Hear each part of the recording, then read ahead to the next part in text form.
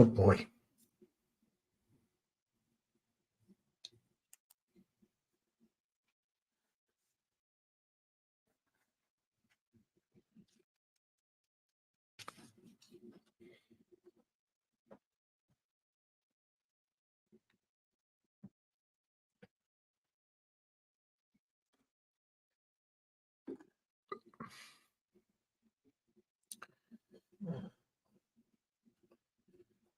Guess that's it.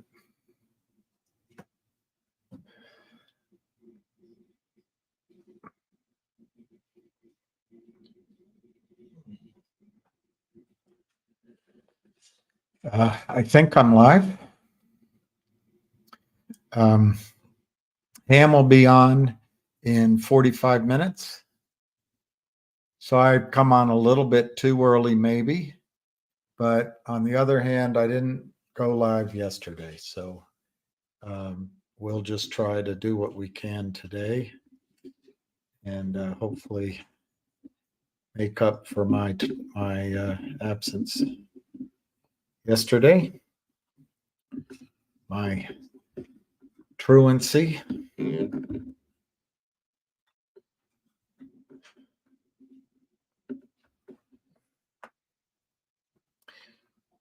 Just letting people join in. We've got 44. Well, anyway, that's good enough, I guess. Ham will talk about, I'm sure, we'll talk about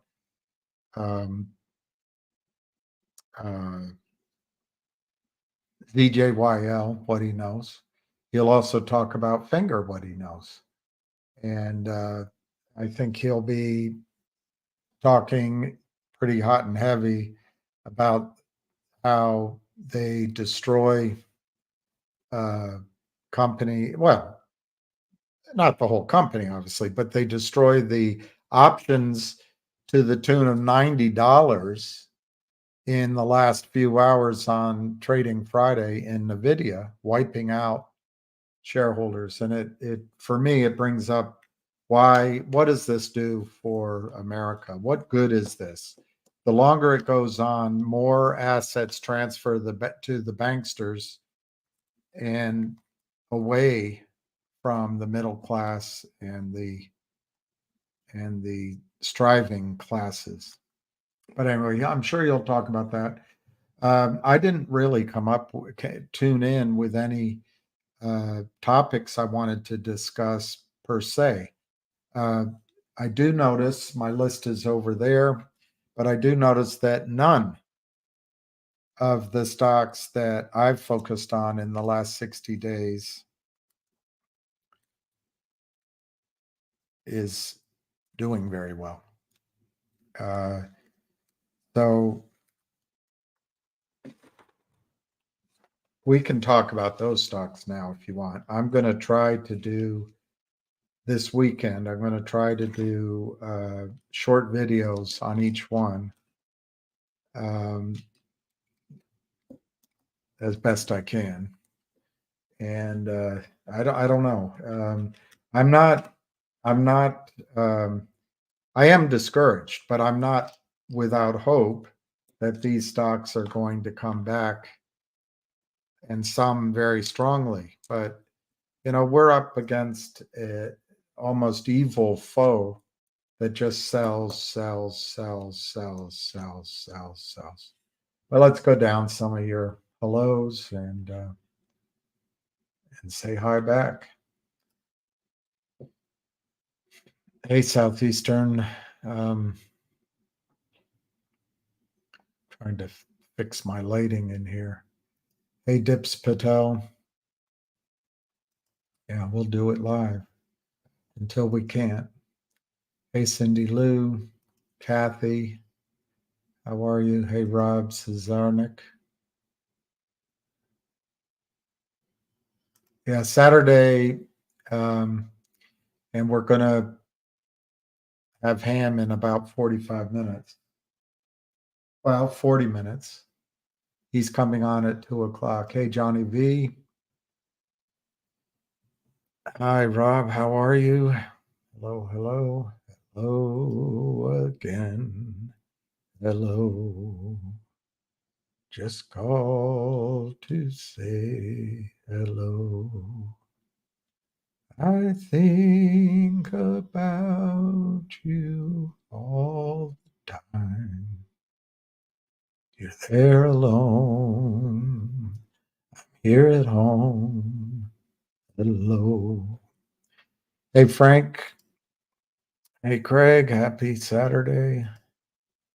Richie Rich. Great picture, Richie Rich. Sonny Thomas.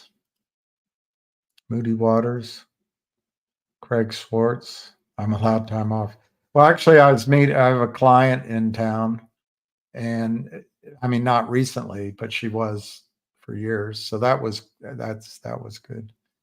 And um, yesterday was my sister's birthday, although that didn't take any time at all out of my life. But it was, hey, Jennifer. Hey, UK Sun. Hey, D Quattro. Not coming out with an update too, all as well. Great. We can, if it's up while we're talking, I'll play it, or we can defer to him. Well, I would agree with that, except crypto, I doubt crypto has seen the last of its violent swings, as you put it.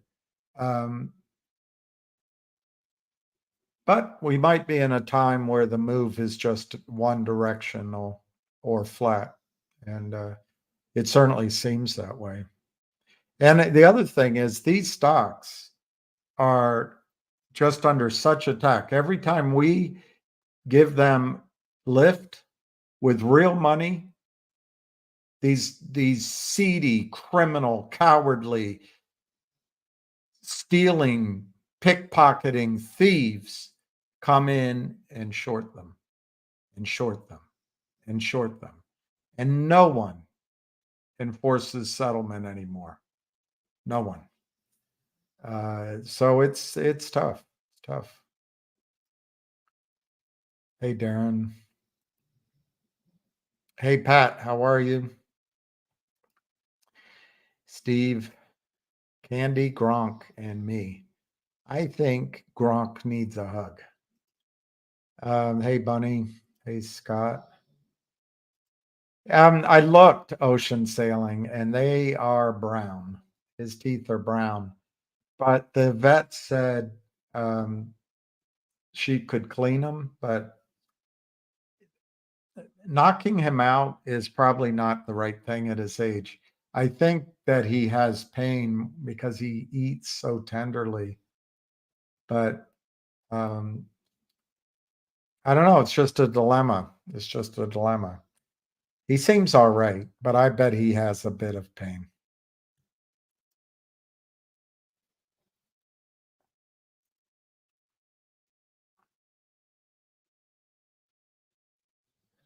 All right, so not legal advice is here, and he's letting you all know that there will be a video regarding a legal update today, but he's going to have an interesting video released Monday. And believe it or not, I think I know what it is. I haven't spoken to not legal advice, but I'm not going to say, one, because I'm not sure that I know what it is, and two, because it's not my place to say it. But that's great. So look for an update today and Monday, and things could get exciting, hopefully.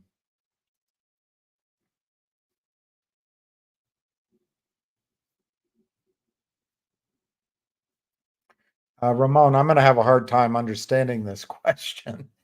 The only thing that might concern me in ZJYL is Ham, the big investors, said it's go time in the stock, begging if of this week.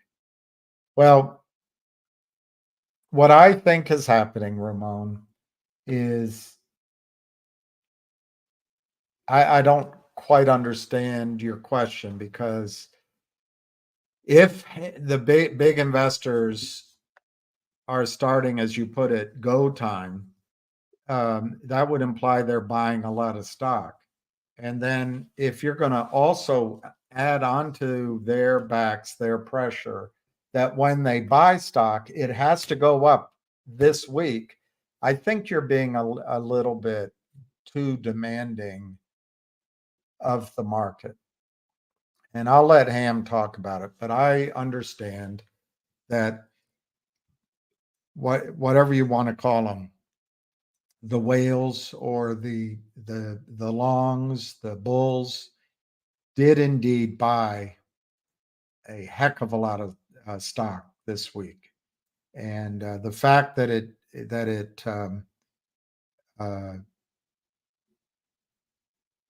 didn't run, they run into the same headwinds as we do in all these stocks, where just an avalanche of shares which do not exist are sold. Nobody enforces settlement. Nobody enforces locate rules. Nobody cares. And then you're going to say, well, then how do we have a chance? How can we ever win? Well, I'll let Ham talk about it as it relates to ZJYL and IBKR. I just don't want to steal his thunder. But all I can tell you is I think you're being extremely demanding that not only should the whales make it go time, they should also accomplish the targets of massive upsides all at once. That's not going to happen. Could happen at any time, but nothing I've seen this week shows me that the whales are not in there and that it's not, as you put it, go time. They, on the Friday, they shorted the heck out of the stock. My opinion is IBKR is trying to buy time over the weekend to somehow solve a 200 million share hole blown in the side of their ship. That's my opinion. But we'll let Ham come on in 35 minutes and we'll give him the microphone to more fully explain what's going on.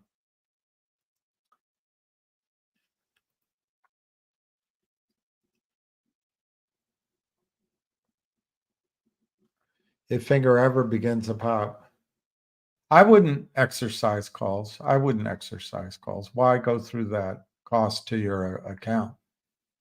I wouldn't try to force settlement. Finger is, without the doubt,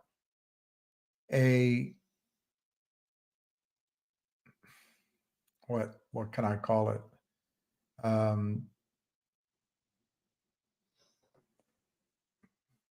I can't think of an analogy, but it is the stock that has exposure to China.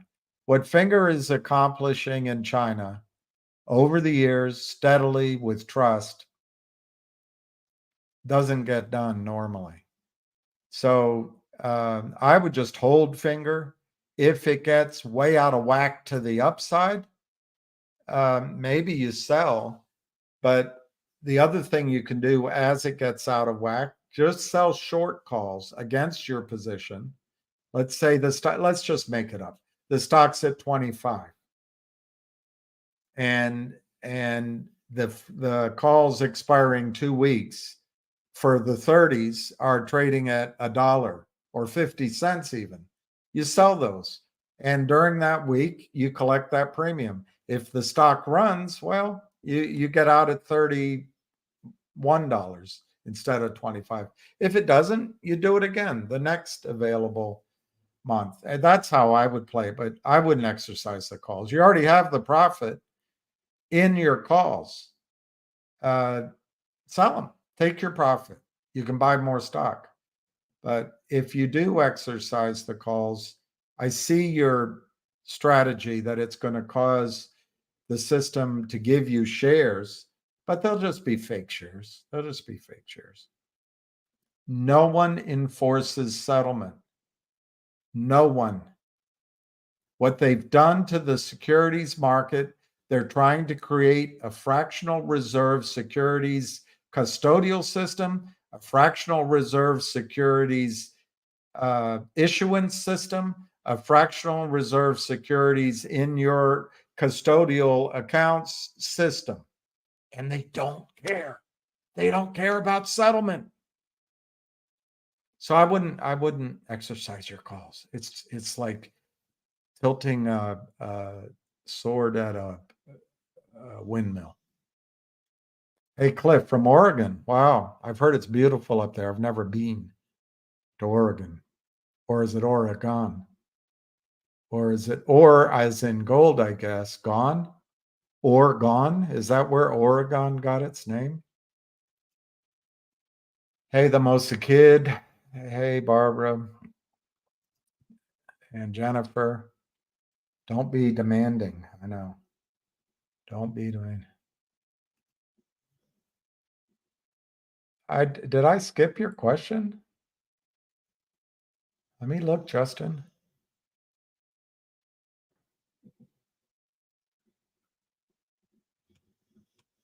I think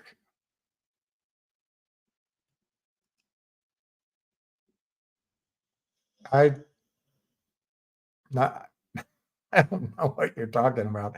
Not only didn't I skip it, I answered it in the queue. So I don't know. I apologize. It took me too long to get to your question, but thank you very much for the $1.99. Are you out of my mind? No, it's not your fault, Ramon. It's just, and I wasn't trying to be critical of your point of view. I know a little bit more about what's going on behind the scenes than I think either I'm allowed to say or I would prefer if it's said by him. And that's not trying to uh, uh, not answer your question. It's just that to expect a stock to go from 9 to what I think could be 150, 350, 500, even over $1,000 a share in a squeeze, to expect that to all happen um, all at once, I think is probably too much. What needs to happen, Ramon, is the pressure has to build and build and build and build. And I think it already is there. And then you've got to move the decision making from the revenue side of these firms, and maybe it's just one firm, from the broker side, from the salesman side, from the client side, to the compliance side, to the risk management side, to the there's three things you can do. You can cheat, you can be smarter, or you can be first. You have to get to that person who says, let's just be first, cover these losses. And that's what price is the only thing that can do it. And so I just can't give you an analogy. It's like a lot like a dam breaking. It's gradually, gradually, gradually, gradually at first, and then all of a sudden, like a man going bankrupt, it's all at once. Um, anyway, so Justin, again, I thank you for your donation. I don't think I skipped it, but I didn't mean to skip it. Can this information move GTII?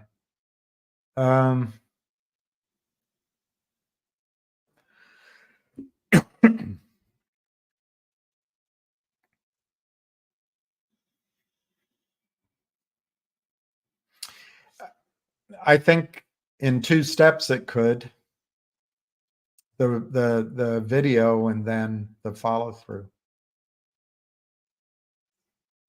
Yeah, I didn't expect a kind of Spanish Inquisition either.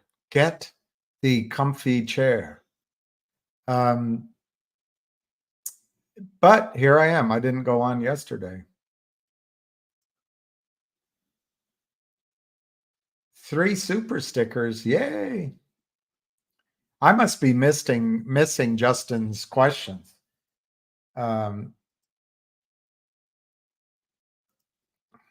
I'm just going first in, first out right now. Hey, Andy. Hey, Mark. Yes, Justin, if you exercise a call, they'll give you whatever they can. They'll just put an IOU in your account. They look, it's not like they know it's a counterfeit share for sure. If the numbers are correct, just roughly, there's 50 million shares in the float for Finger, and there's 200 million plus which have been sold that don't exist. So there's theoretically, electronically, zipping around 250 million shares of Finger out there. They grab whatever's there, they put it in your account. They don't know if it's real or not. What happens when you exercise your calls, you're calling, you're asking for delivery, and the other side, just like in a straight up transaction, will say, okay, we'll I wouldn't use the word guarantee delivery, but we state that we stand behind delivery. I guess that's guarantee. And you're good to go. And then your brokerage firm says, all right, I'll put in Justin's account 1,000 shares. And whatever their system is, every 30 days, every 3 days, every 2 months, they call over to the failing prime broker. Hey, bud, you said you would deliver these shares. Where are they? Well, we're always good for it. Don't worry about it. It's coming. My opinion, and I'm the only person saying this, I think this is so structural now that these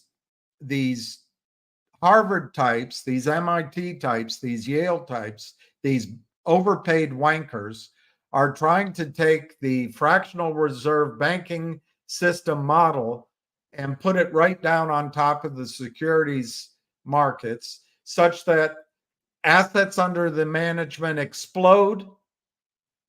They also do the borrowing and the lending.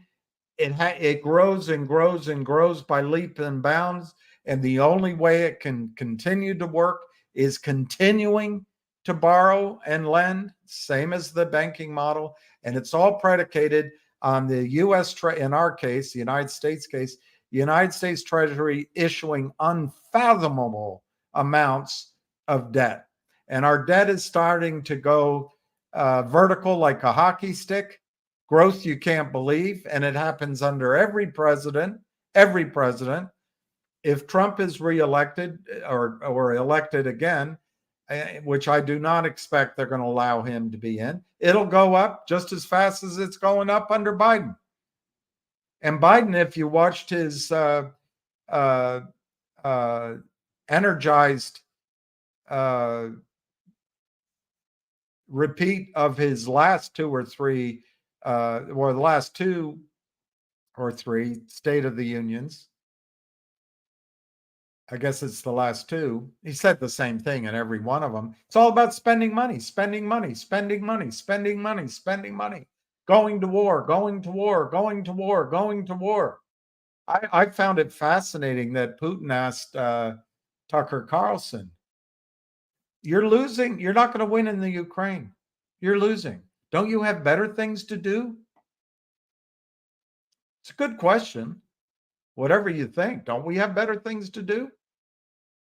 We have planes falling out of the sky. We have highways and bridges, more importantly, collapsing, that the rust is happening. We have a school system that's no longer the premier in the world. Healthcare, and we're sending. I don't get it. But why are we doing it?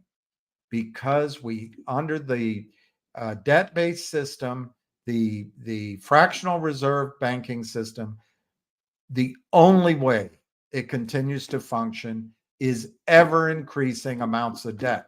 And that's why I had hoped one or two of these deals that we're in would work, so you can start focusing on acting like your own independent island of sanity in a world gone insane on debt. There isn't enough, there's not enough oil in the world to grow, to quote unquote grow, to pay back the massive amount of worldwide government debt, much less consumer debt, much less debt that's off balance sheet. But it keeps growing to keep the whole thing alive. It's not going to last forever. And when it ends, it will be panic that ends it. Panic, like a hurricane, like a tornado, like an earthquake. And all of our self-certainty, all of our confidence, literally, our kindness to strangers can be removed in 2 weeks, maybe in as few as 3 days if we're starving. And the only way to survive that is to build a bridge through and over the panic period. After the panic, you'll be fine, particularly if you're young, particularly if you're healthy, particularly if you own your house, whether you have a mortgage or not. I don't think they'll take it like under Obama. Obama let houses be taken by the banks. Folks, we're here for folks. He was there for the banksters.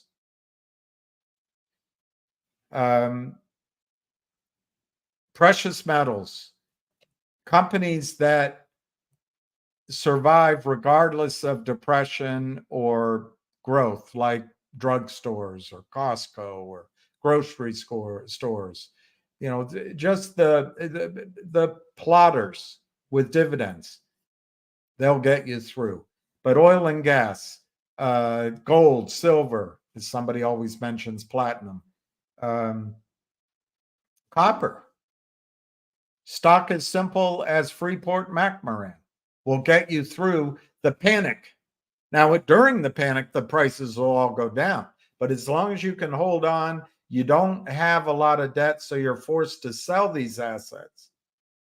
You get through that panic to the other side, and you remain an independent island of sanity and financial strength.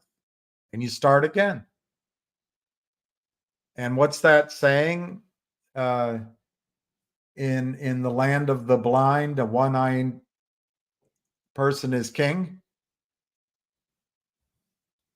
In the post-crisis, the post-collapse, someone with even 100 ounces of silver is going to be king or queen, in the good sense of the word queen, although the bad sense of the word queen isn't bad either. Whatever. You got to be careful.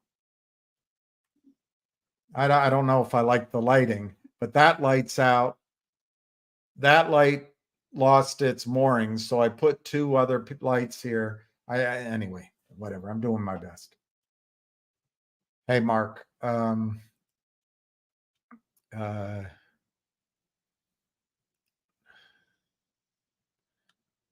Barbara.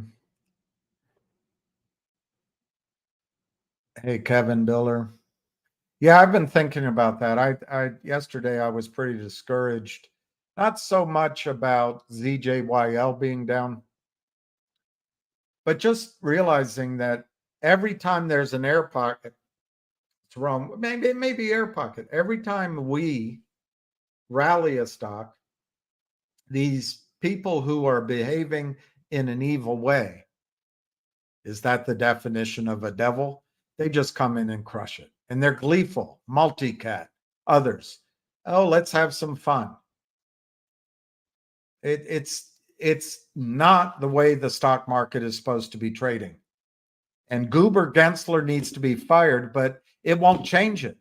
As long as the banksters are in charge of Congress and the banksters are in charge of political donations and the banksters are in charge of the Treasury and the Federal Reserve and the DTCC and FINRA, the banksters run our country. Is that how we want it? Shouldn't it be the farmers? Shouldn't it be the metal welders? Shouldn't it be the car manufacturers, the truckers, the nurses, the educators, the normal educators? But it's the banksters. What benefit does it do to our country to have trillions of dollars printed and all the banksters have to do is sift through it like a miner for gold over and over, pulling trillions to their side of the balance sheet as long as everyone trusts the value of the dollar? But what are they adding to the world? Banksters. What are banksters adding to the world? You're seeing that they don't help capitalize companies. Their debts are all chains. You become slaves to Larry Fink and Leon Black and Ken Griffin and Stevie Cohen. You just become chained to them. Rent, credit cards, it all is going up. Why? Why? Because Reagan said the 7 scariest words in English language are, well, I'm here from the government. Or how does it go? He goes, I'm from the government. I'm here to help. Well, screw that, Ronald Reagan.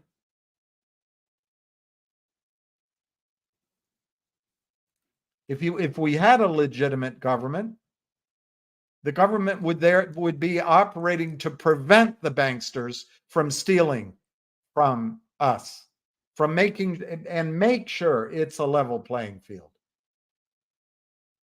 Anyway, let's move on. Justin, well, that's what I think, Justin. What I described about the banking system, I've described for a year and a half, 2 years. I'm the only one saying it that I know. So I wouldn't blame any of you for calling me completely off my rocker. And I'll take the blame for that theory. But it is my theory, which is to say, it is all mine. Ocean sailing. It's nice to have ocean sailing back. I don't know where she went. Okay, Brian, finger looks like a solid value, long or short play. You mean long-term or short-term play at the minimum. And I agree with you, William, would not exercise the calls. I don't see the point on doing that. Jennifer, Sideshow Bob. Is Sideshow Bob a bad guy or a good guy? Not legal advice. Barbara. Jenny. Okay, here it's not legal advice's answer to Big Orange. Let's go back to Big Orange and see what Big Orange said. Big Orange said, can this information move GTII? And we'll come down and not legal advice says, I cannot answer that question, but once the information is public, you will be able to make that determination your own self, as they say in the South or somewhere in the South. Hey, Jennifer, they not. Hey, Justin, no worries. You know, I was just confused. But hey, I've been confused for so long. Woman, it ain't true. How does it go? I wanted a woman, never bargained for you. Dun, dun, dun. I did have a great trip to Houston, and it was in and out because I didn't get any appointments, and I felt the pressure of coming back to my dog, frankly, who is uh, uh, elderly.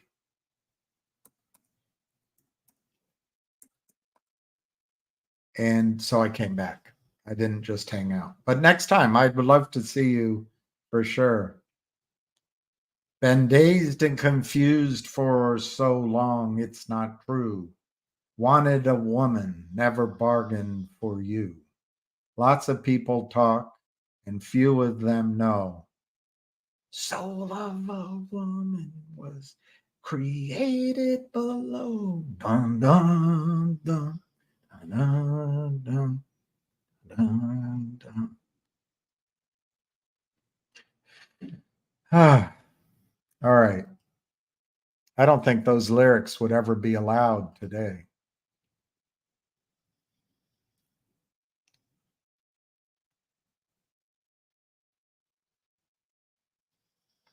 "22 Daisies." We have 11 minutes until Ham comes on, but that's not your. I don't know what to call it. Your predicate conflicts with your conclusion. The other day, Chucky Schwab told me that the shares there are all registered with the DTCC. So that implies to me they've sent all of their block of stock has been registered in various names. So there are no more shares.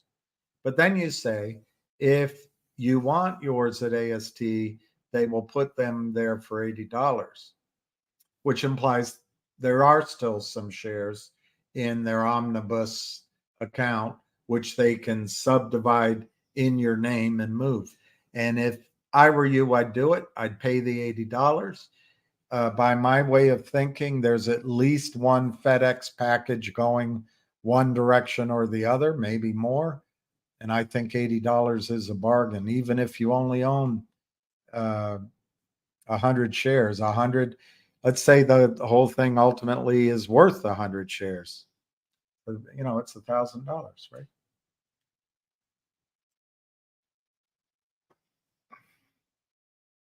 What's this mean? I put a screen grab response to him. I don't know what that means. And I'm not being mean. I just really don't know what it means.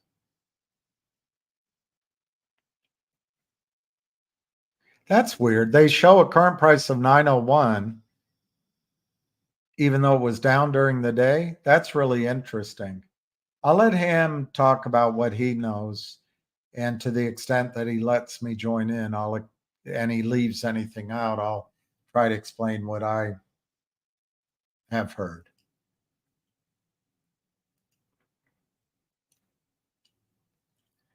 Adderall. Maybe it was Adderall. I don't even know what Adderall is, but I think he was on something. Canned foods and water, I think, Justin, and maybe things to read, and maybe a solar powered for your phone, charger for your phone. And make friends with your neighbors, support each other. Everything is expensive. Everything is expensive, and it's not sustainable. It's not sustainable.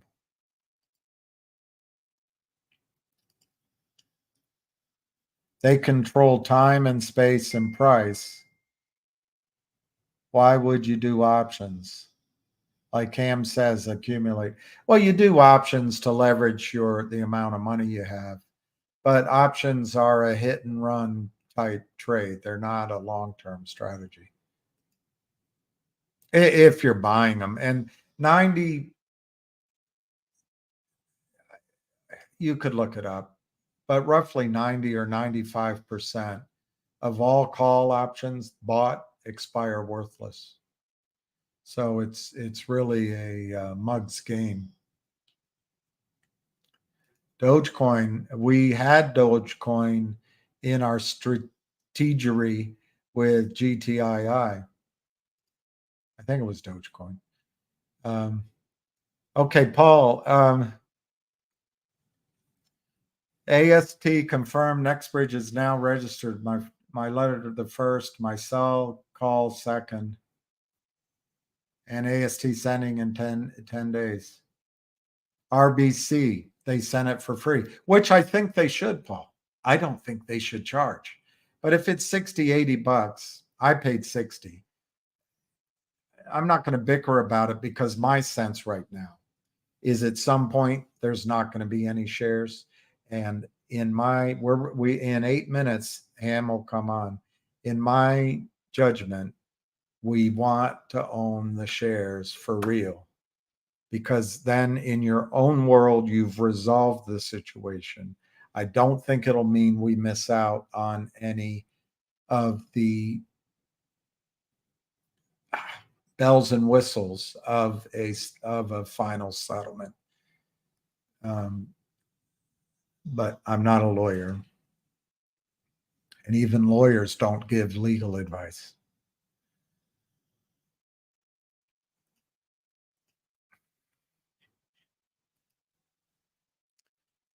Hey, Greg, enabler in chief. I like it. Good looking guy. I mean, guy like that could be the next hero, but he's choosing the path of zero. They should, Justin, but I really am telling you, I think this is so enmeshed now. They don't want to authenticate transactions. Just in the example of Finger that I gave you, which may or may not be correct, but 50 million shares extant, 200 plus million counterfeit.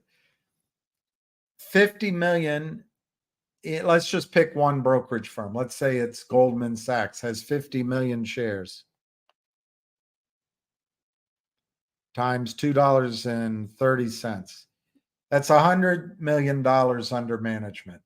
By just allowing this fiction to continue,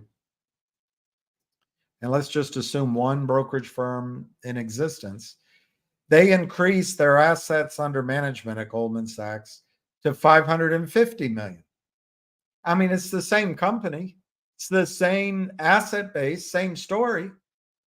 But instead of earning fees on 50 million, 100 million, 100 and some million, they're earning it now on 500 and something million. All they have to do is look the other way and just put a black and white entry in your statement, just like they do at the banks. My understanding is there's $1 backing up $100 in your bank accounts now. Can I prove it? Hey, prove it. No, I can't prove it. But Google it. Look it up. If it's $10 for every 100, what? That number's better? It's all a con game. It's all a confidence game. And as long as we mutually agree to have confidence in the system's going to work. But when that confidence breaks, you will see human beings behaving like animals. Panic. Reptile part of the brain. You got to prepare for that.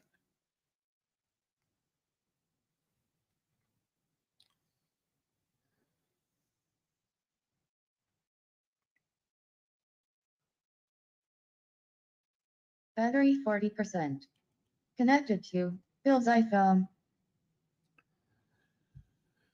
All right, let's keep going. If Trump is reelected,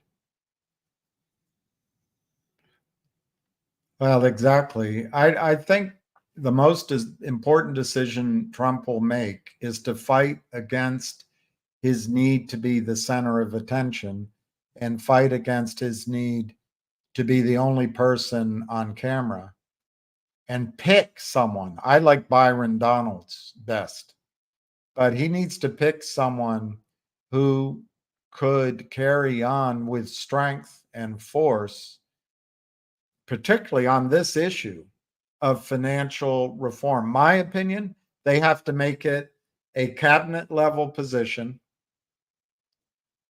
And it's got to be someone that sits there at the desk with the president. And if a human being comes in for a career at the U.S. Department of Securities Exchange, they have to be in that career for 20 or 30 years before they can sell their Rolodex. You make those two changes, make it a real government oversight rather than the bulk Bill Clinton baloney that I did not have now you listen to me. I'm only going to say this once. I did not have sexual relations with that woman, Miss Lewinsky.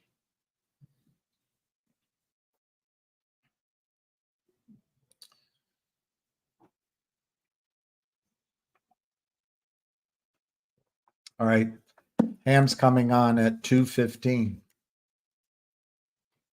Ham is coming on at 2:15. The banksters are. They are. Jerome Boyce, we are on the right side of history. Exactly. Freedom, fair markets. Sideshow Bob is just misunderstood. Aren't we all just misunderstood? And the thing is, we all want to be loved. But at the end of the day, how do you love each other without alcohol? I'm finding out that conundrum. Ham's apparently his son is doing terrifically. The test came back negative, and he's all okay. He does have a pre-planned procedure coming up, but it should all be free sailing. So thank you for your prayers, TK16. I think they worked.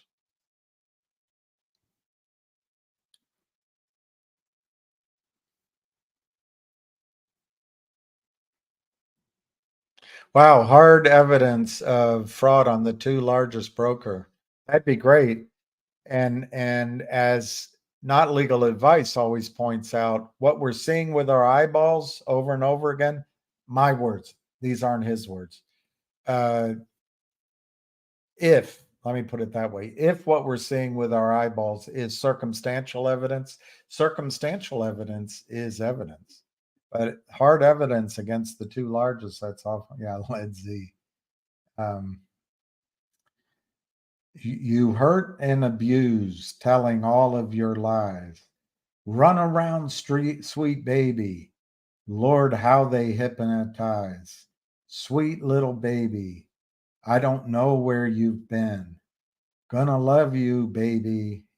Oh, I'm not going to read the rest down. Here I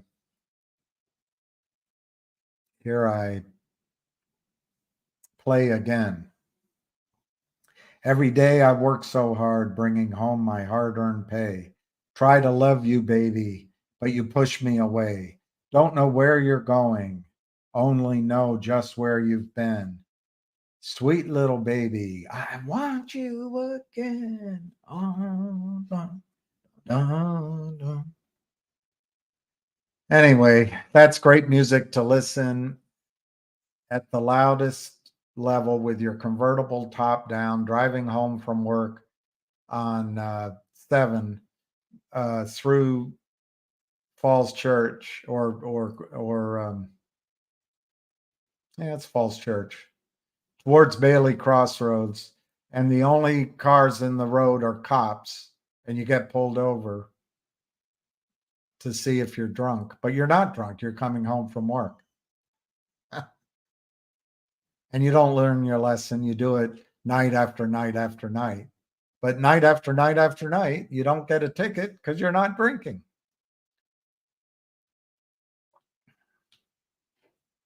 That's awesome. Comfy Sofa, I think you should put them in touch with Not Legal Advice. if it makes sense.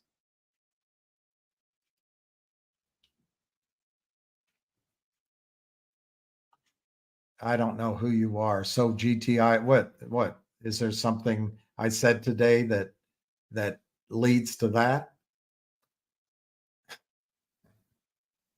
I'm going to let Ham talk about GTII. But thank you for your question. Thank you for your negativity too.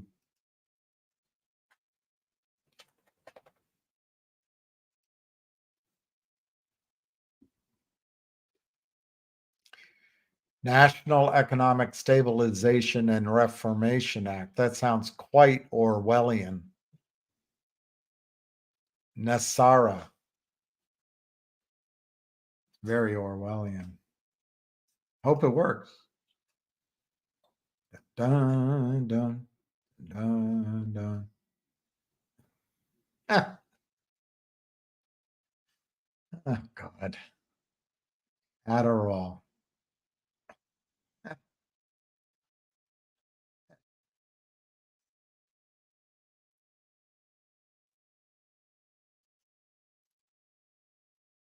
Yeah, it could be. We can ask him about that. If I remember, I'll try to remember to ask him. That might have been what was going on, but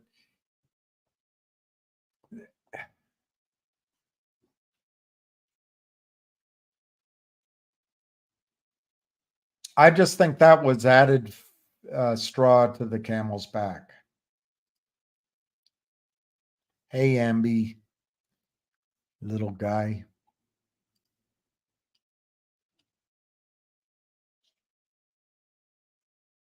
There is no journalism anymore.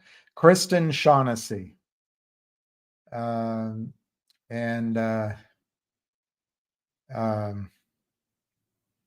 my brain. All I'm thinking is a different name, Robert Nealon, but it's the other gentleman. I'll think of his name as we go. It's only two. There are rumblings.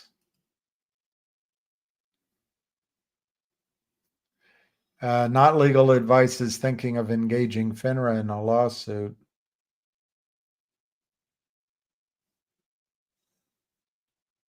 And I don't.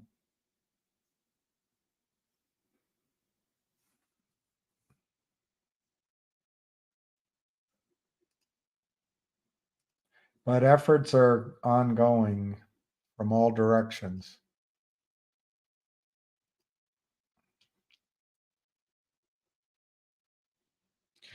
My personal feeling about when MMT TLP will be resolved for each of us individually is as soon as we move our shares to AST or, Prividity or whatever it's called now. But I strongly recommend that you move your shares to AST because then you are personally resolved. It's resolved. Anything else is gravy. But in terms of a global settlement, if the global settlement is achieved through the legal system, I think it could be the end of the decade before anything happens. If the legal settlement is caused because of massive value creation at Ora Grande combined with a full AST combined with activism on the part of Gregory McCabe, I think that settlement could come before the end of the year. If a financial settlement from the financial side of things comes at the behest of Congress, I think you have to look at a 2-year time frame. Nothing happens till these elections are done, and anything that happens will happen within the next 2-year cycle. That's why I recommend that you just take your own future in your own hands and move your shares to AST, and then you have resolved your situation. Prayers work, Barbara, and your prayers most of all.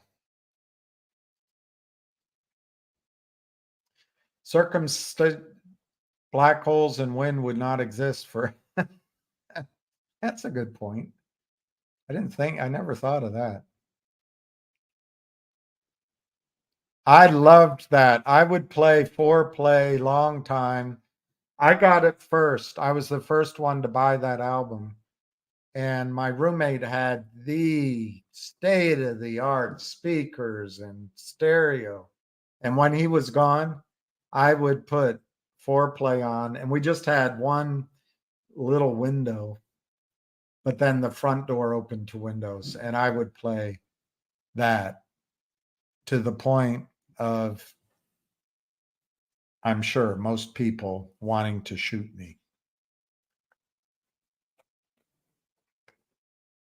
That was just, to me, that was just that album was a lot like Purple Rain, or like Billie Jean, whatever that album was. It just transformed music, moved it a bit, took the whole thing and shifted it 3 or 4 feet.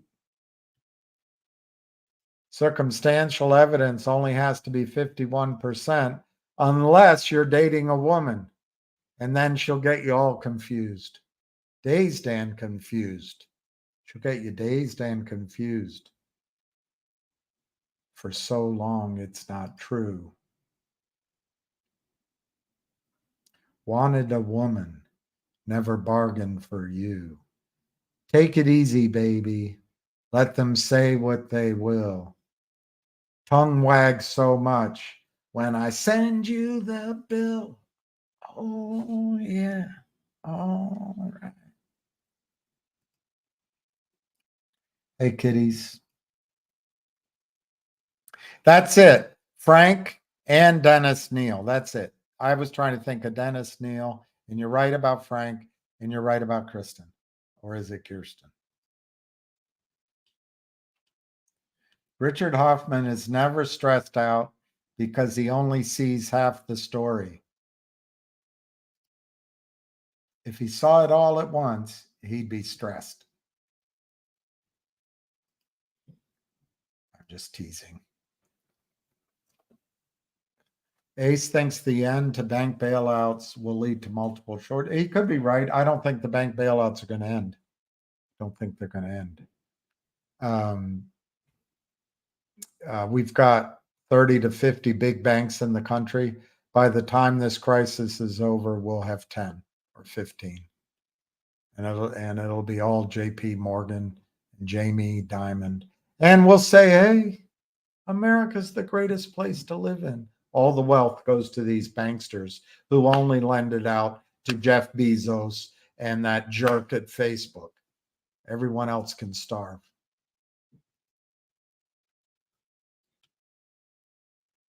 They want 180 to transfer and 50 more to expedite.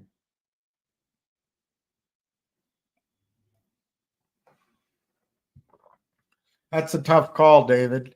I would pay the 50 more, but the 180 sounds high. But man, if I had a significant number of shares, and I would call that anything over maybe 500 or 1,000, I would pay it. I would pay it. If you have 1,000 shares, paying 230, what is that? 23 cents a share? It's not that much to have the surety, not surety, the surety of knowing that you own your stock. That's just my opinion. But I would argue, yeah, there's no DRS. I know. And I've called in several times questioning that. It was a great album, particularly since I didn't expect it.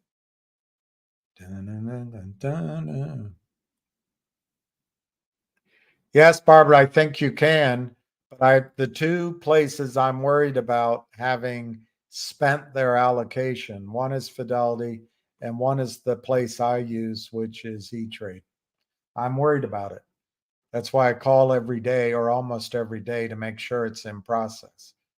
The worst case happens, Barbara. It doesn't occur. And at least you can say or sign in an affidavit say in court, I tried to get my shares. I couldn't get them. And then, the other side is really in trouble. The other side, I guarantee you, will say, hey, Barbara never tried to get her shares. If she had, she would have. So that's why just putting in the effort, I think, is worth it to prove up that the other side, the bad guys, didn't deliver on their promise. And that opens all avenues of kingdom come raining down on them.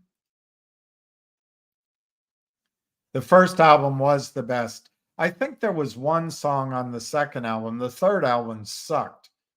But the second album, I think there was one. I can't remember. I'll have to look it up, but Ham's about to speak.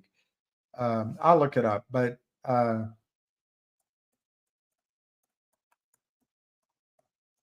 you're right. Because the first album, if you read about it, it took a while to gel, and they built it up and they built it over time.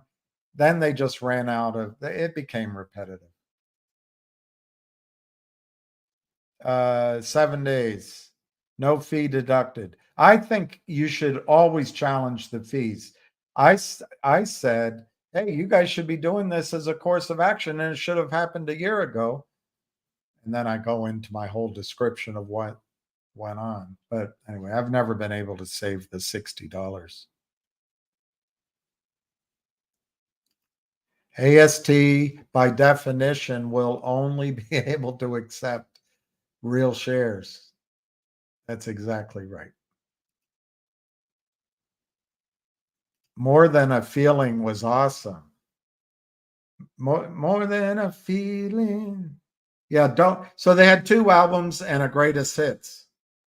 Don't Look Back. Was it Don't Look Back that was the best one on that album? I doubt it, but let me look. Third Stage sucked. They don't give you a list of the songs.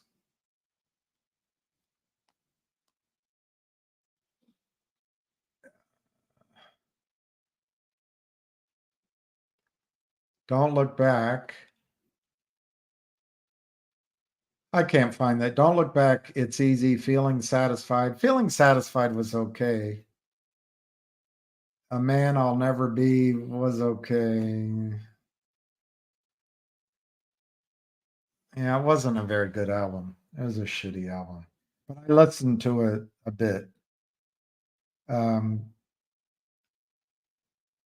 bought it with big hopes. Boston, More Than a Feeling was great. Foreplay, Long Time. Something About You.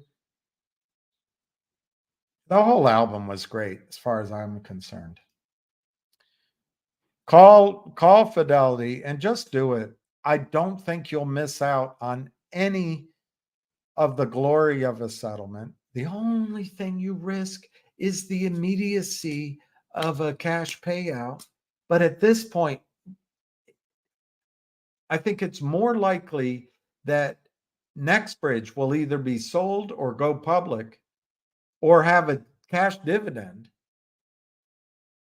than some sort of financial settlement out of the financial system, or legal settlement, which will equate to financial out of the legal system. So I think we're in the boat. We just want to get the best seat. Don't Look Back. Yeah, it was in his basement. I remember that. It was in his basement. It was one of these guys that was and he was a bit, yeah, I remember that. That's right. It's an awesome album. Oh, you liked Third Stage? You liked Third Stage? That's pretty interesting. They had Amanda. I remember Amanda. I like Waylon Jennings' Amanda better. I never saw Boston in concert. Boston came to my school freshman year. I may have seen him. Actually, I may have seen him. I think it was Boz Scaggs who came to my school, who I said I have to study like an idiot. And I really liked Lido. Oh, I didn't know that. I did not know that. I bet it was great live. I think I saw it, but I was never a druggie, so I didn't get that into concerts in that sense. But I'd have my beer. Yeah, we will. We'll have that update. Tom Schultz. Hey, Fatal One. Hey, busy. Hams hasn't been on yet, so Ham will be on. Ham will be on soon. Um,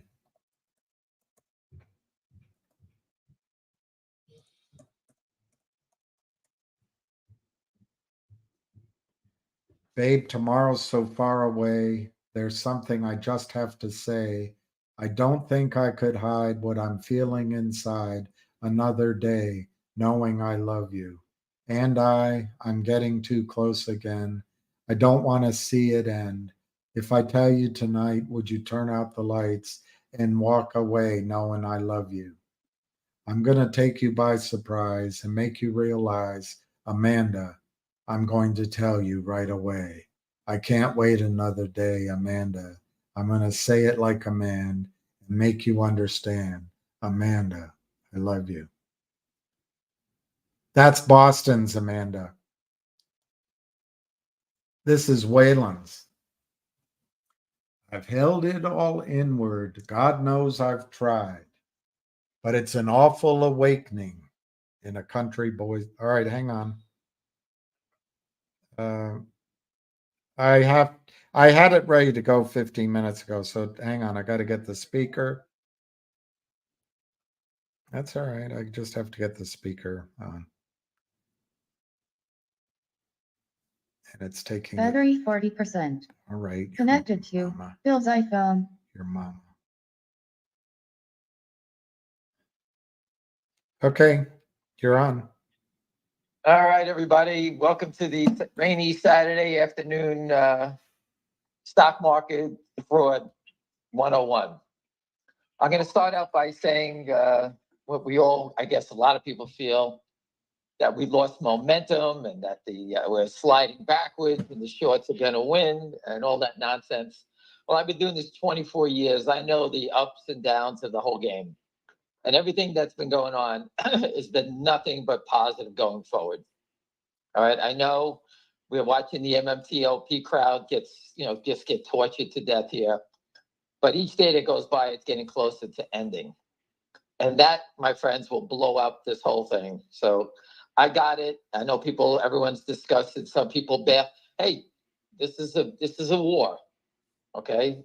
When you win the war, that's when you make all your money. That's how it works in this game. Right? There's many little battles. Finger motion, GTII had major wins. People took advantage of it. Some didn't. Pulled back. Some people bought in too early. Some bought in now. And that's the way it goes.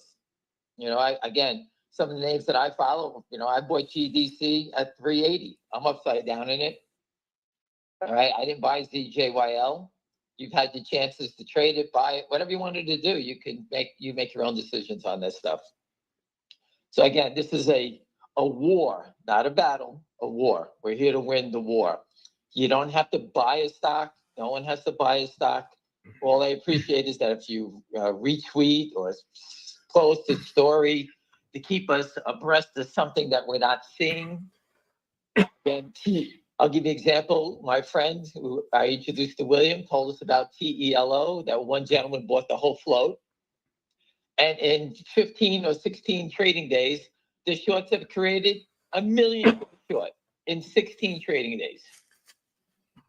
1 million shares. So a guy who owned 100% of the float, now he only owns 50% of the float. Of the trading Just to show float. you that, excuse me? Of the trading float. I mean, the real float, he still owns 100%. Yeah, no, I'm just saying, but the trading float, he owned the whole thing. They created a whole new trading float. Right. I mean, so just look how criminal this is. and how easy it is to just counterfeit all day long. Right. There's a story in the New York Post talking about them making counterfeit Social Security numbers for the illegals coming in, the migrants, and that it's going to be a problem. And I wrote back to the report and said, "But that's a problem. They counterfeited the whole equity market, $9 billion a day. And no one says anything about it. The government is sound asleep. And, you know, if we don't fight and win these battles all over the place, the country's going to be in the toilet." All right. So I'm fighting the financial battle. Let everybody else fight the migrant battle. That's a different fight. All right. And all the other crazy, stupid things that are going on. But let me just change it for a second, because this has been burning me up since yesterday. Everyone here, people here on this phone, I'm sure, own finger motion calls at 30 cents, 50 cents, whatever, 20 cents, whatever the numbers were. And on option expiration, the shorts attacked it and wiped them all out. And everybody was bitching and moaning, and I got it. Well, yesterday we watched it in Nvidia. And in Nvidia, I'll just give you an example. The 900 calls were out of the money.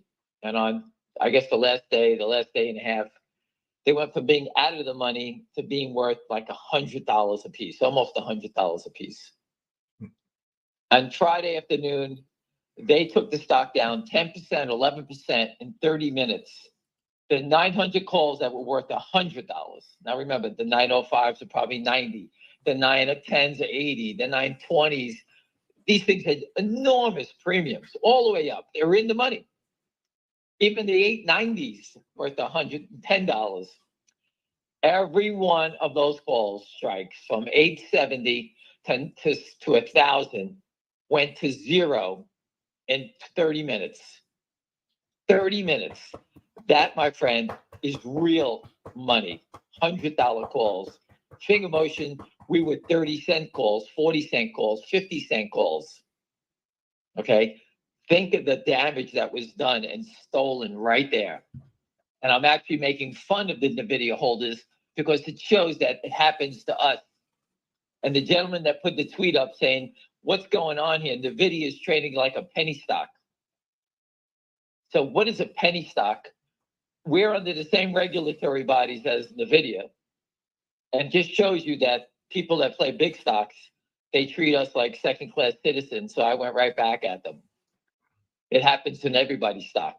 It's the same pattern. Capybara destroyed finger motion from $7.19 to $2.50, $3 on their fake reports. Everyone sees it. ZJYL was blasted the last 2 days and a half down to $7 from $11. Think about the damage that these guys just keep selling. The same chart patterns.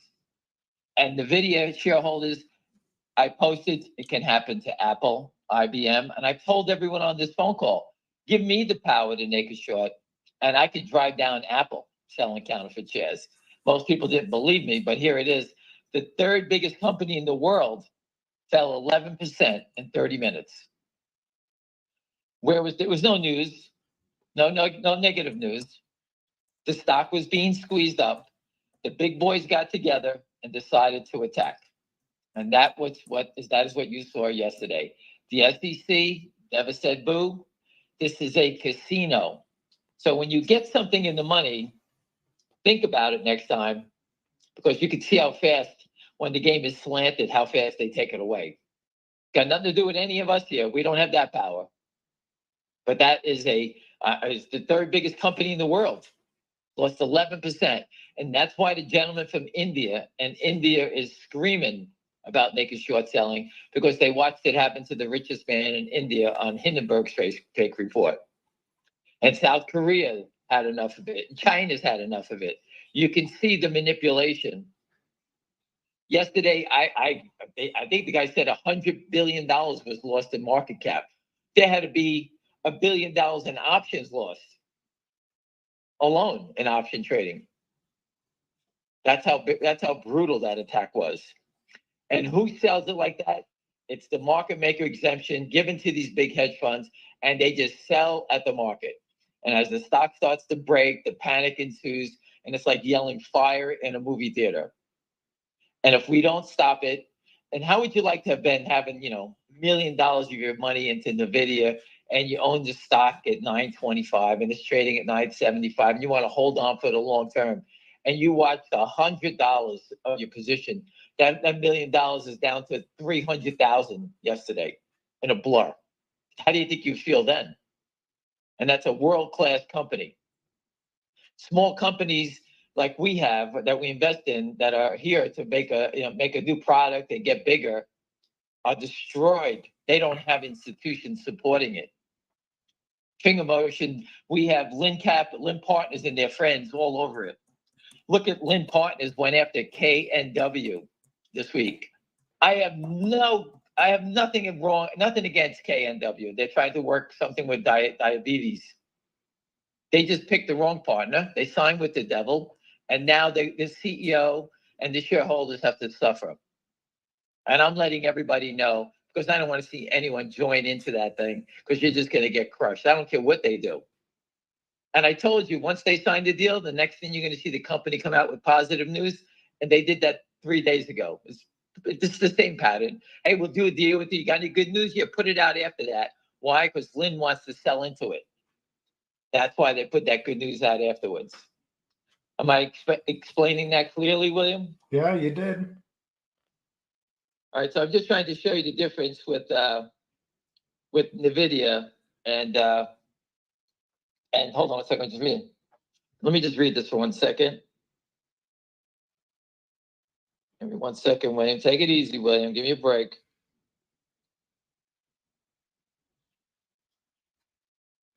And anyway, so Richard at I'll leave that for if Richard Hoffman is here, if not legal advice. He says greetings to Porkloin. Yes, thank you. Well, I will give a little tidbit about Richard. Richard is a great attorney, and he fights for shareholders. And he had sent a letter to GTII to try to get updates on behalf of all the shareholders. And GTII has responded to Richard. And I'll leave that for Richard to determine. We have spoke about making his emails public information for everyone to see. And he will do it on his time frame. And I think it tells a lot of what's going on behind the scenes of GTII. And hopefully Richard will get compelled to post it so everyone can read about it, right? And we'll let that be. But pay attention. Richard is, I believe, is getting to the point where he want us to see what's going on because it is a fair disclosure thing for everyone. The stock has been trading. It's the weekend. So we'll let Richard determine, his correspondence with GTII as an attorney.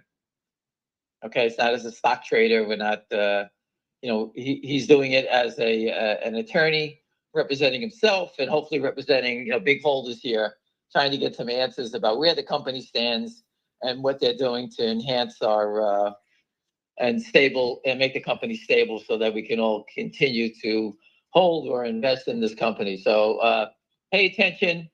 I think that'll be coming out shortly and we'll get answers on that. And I thought that was fantastic what he did. And I think I'm looking forward to it. Finger motion, same thing. Nothing's changed. We're getting closer to the earnings, blah, blah, blah, blah, all the nonsense. Everything's coming up. And as you can see, the manipulation, pennies every day, pennies. We were at $3. They moved it back down to $2.20. They're not doing it so they can give you cheaper stock. They're doing it because they can't maintain it at those levels.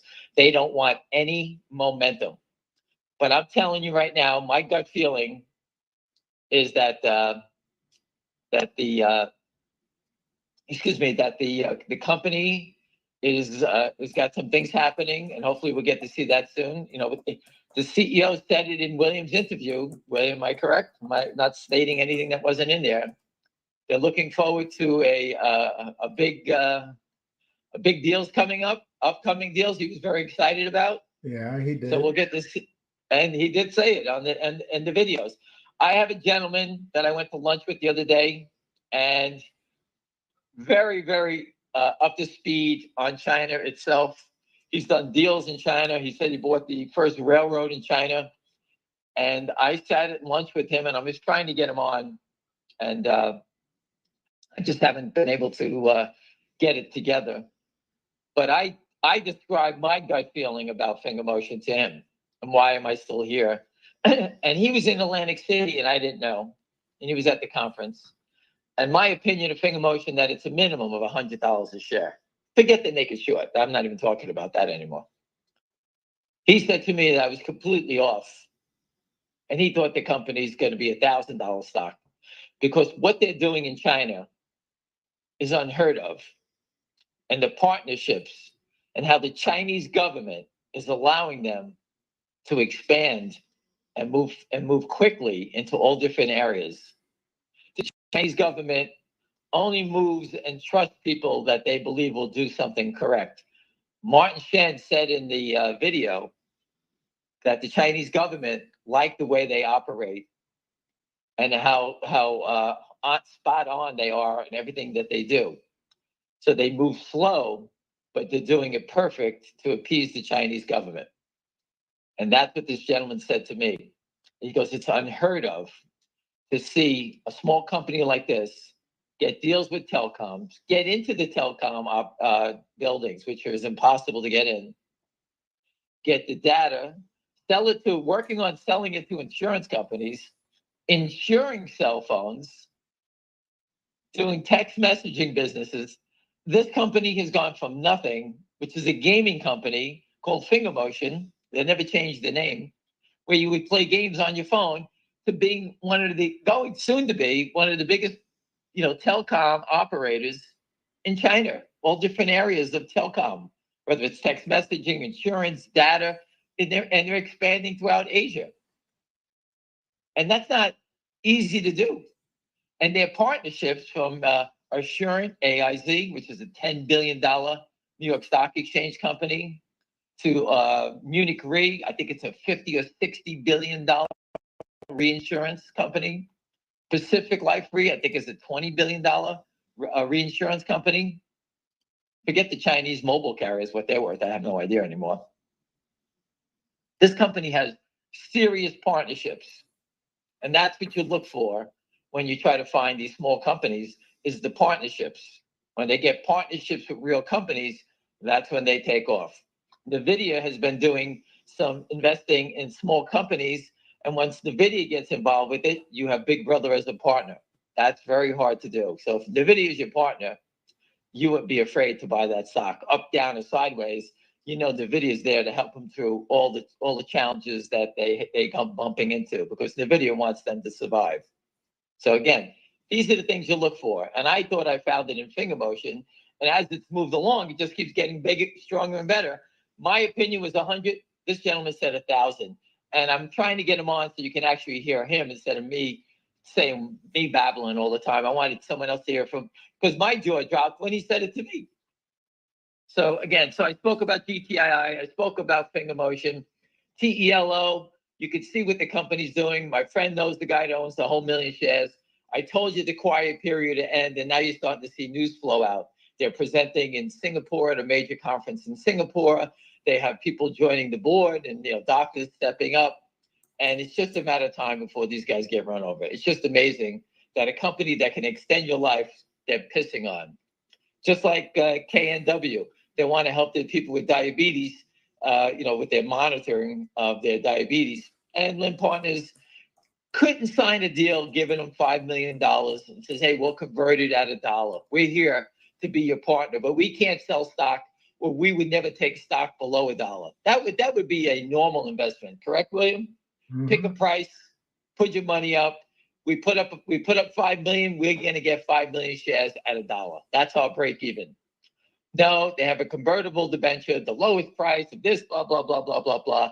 So they'll manipulate the stock down to the lowest point and convert into all the shares at the lowest point so they could get more shares and destroy the market cap of this company. And that's what they're doing. They're going to destroy the price and the market cap.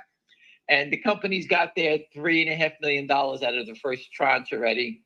So in the first couple of weeks, I'm sure that they already spent $1 million of that money trying to ramp up some things to get going. So that money won't last for too long. And then they have to go back to the well again because Lynn Partners will not allow them to go anywhere else because they signed a deal with them. So where are you going? It's the same deal under the same terms, meaning that it's only going to go down. You can go read the debenture news. It's right there in the press release. Go read it's the devil in the details, they always say, and go read what they're doing. So until they get rid of the devil, good luck to that company. And I'm going to keep reporting on it because I feel bad that if any shareholder that Which wants to company buy did this, you just mention? King Nancy William, Okay. KNW. He just did a debenture with them. I've been bashing the shit out of it for 5 straight days. Yeah. I don't want to see anyone look and think this is a positive event. This is a negative. This is a company that just signed a death spiral. I put up, William, the definition of death spiral. It's not pretty. So again, I'm not saying anything. Jeff Easton and Lynn Partners, their whole game plan is to destroy, lend money out, destroy, lock in your profits, naked short from offshore through their sister companies, whatever it may be. Remember, Jeff Easton won't naked short your stock, but his friends will. And just remember this. Our CEO went into his office just stopping by to say hello. And the first words out of his mouth were, "We're not shorting your stock." That was the first words. Am I correct, William? Did you hear that too? I heard that same story. Oh, it's pretty interesting that somebody can walk into their lender's office and the first thing they say, "Oh, we're not shorting your stock."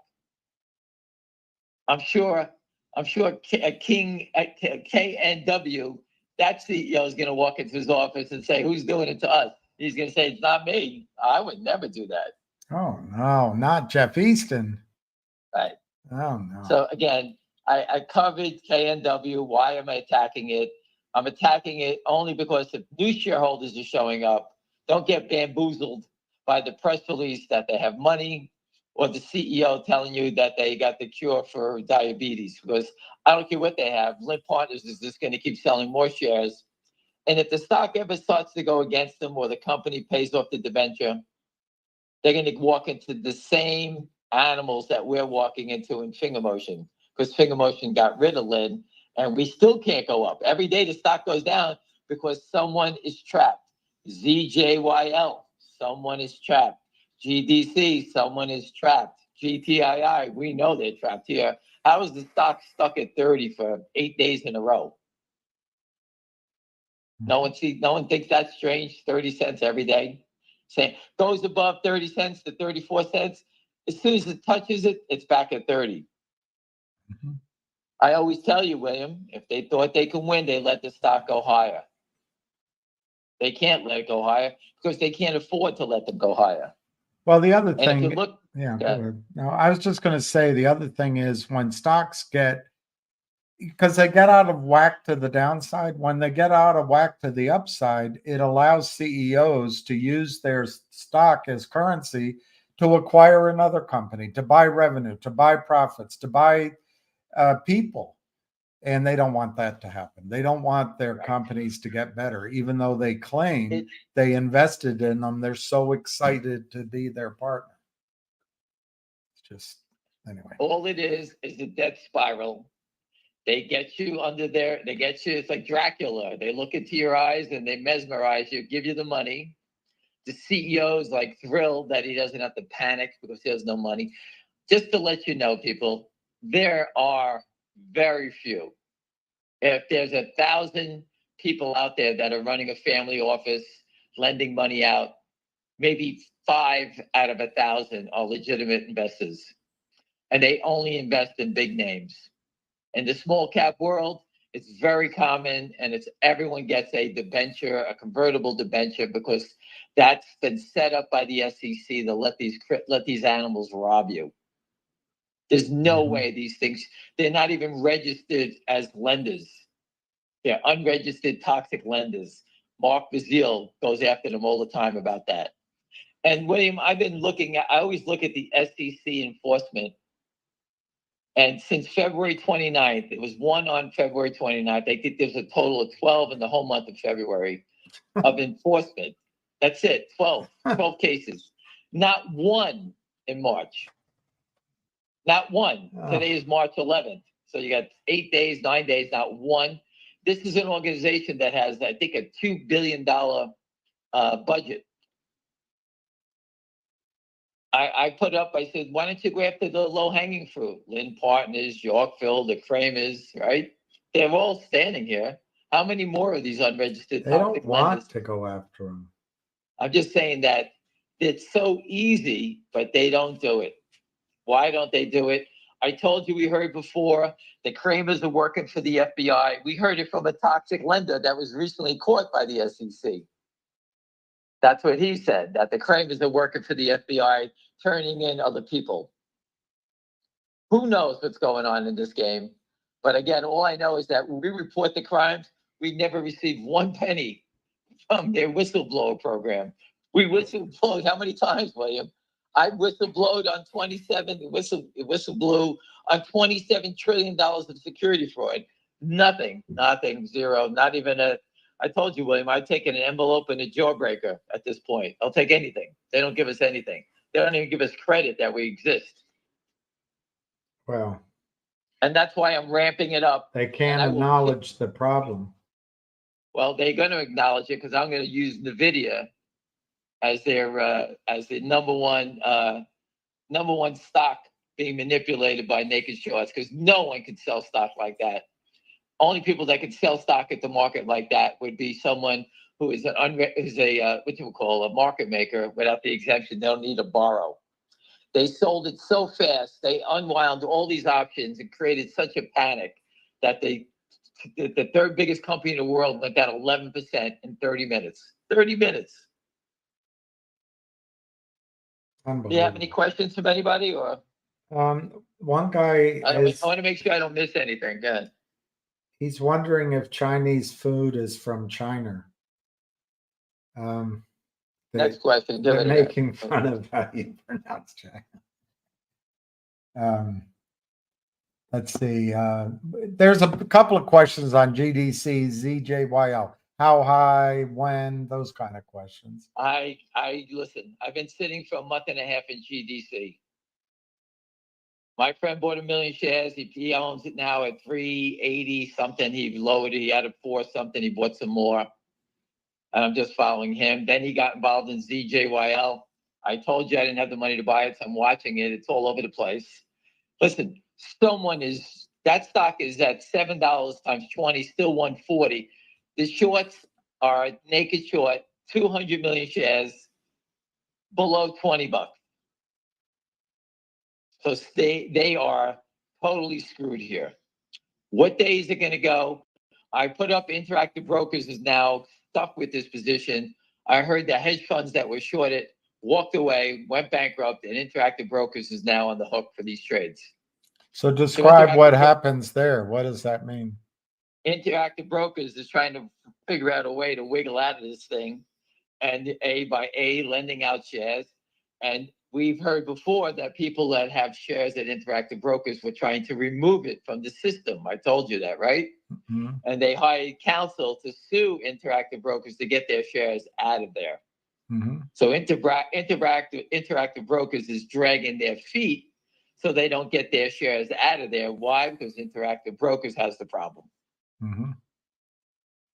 Pretty easy. Then I posted Interactive Brokers was fined $5.5 million for naked short selling. So, what do you think they're doing? And if you go back in time and look at the video of that Russian guy, the CEO of the company, he did a video on GameStop and how it almost broke the whole system. Mm-hmm. So he's well aware of what naked short selling is, which they all are.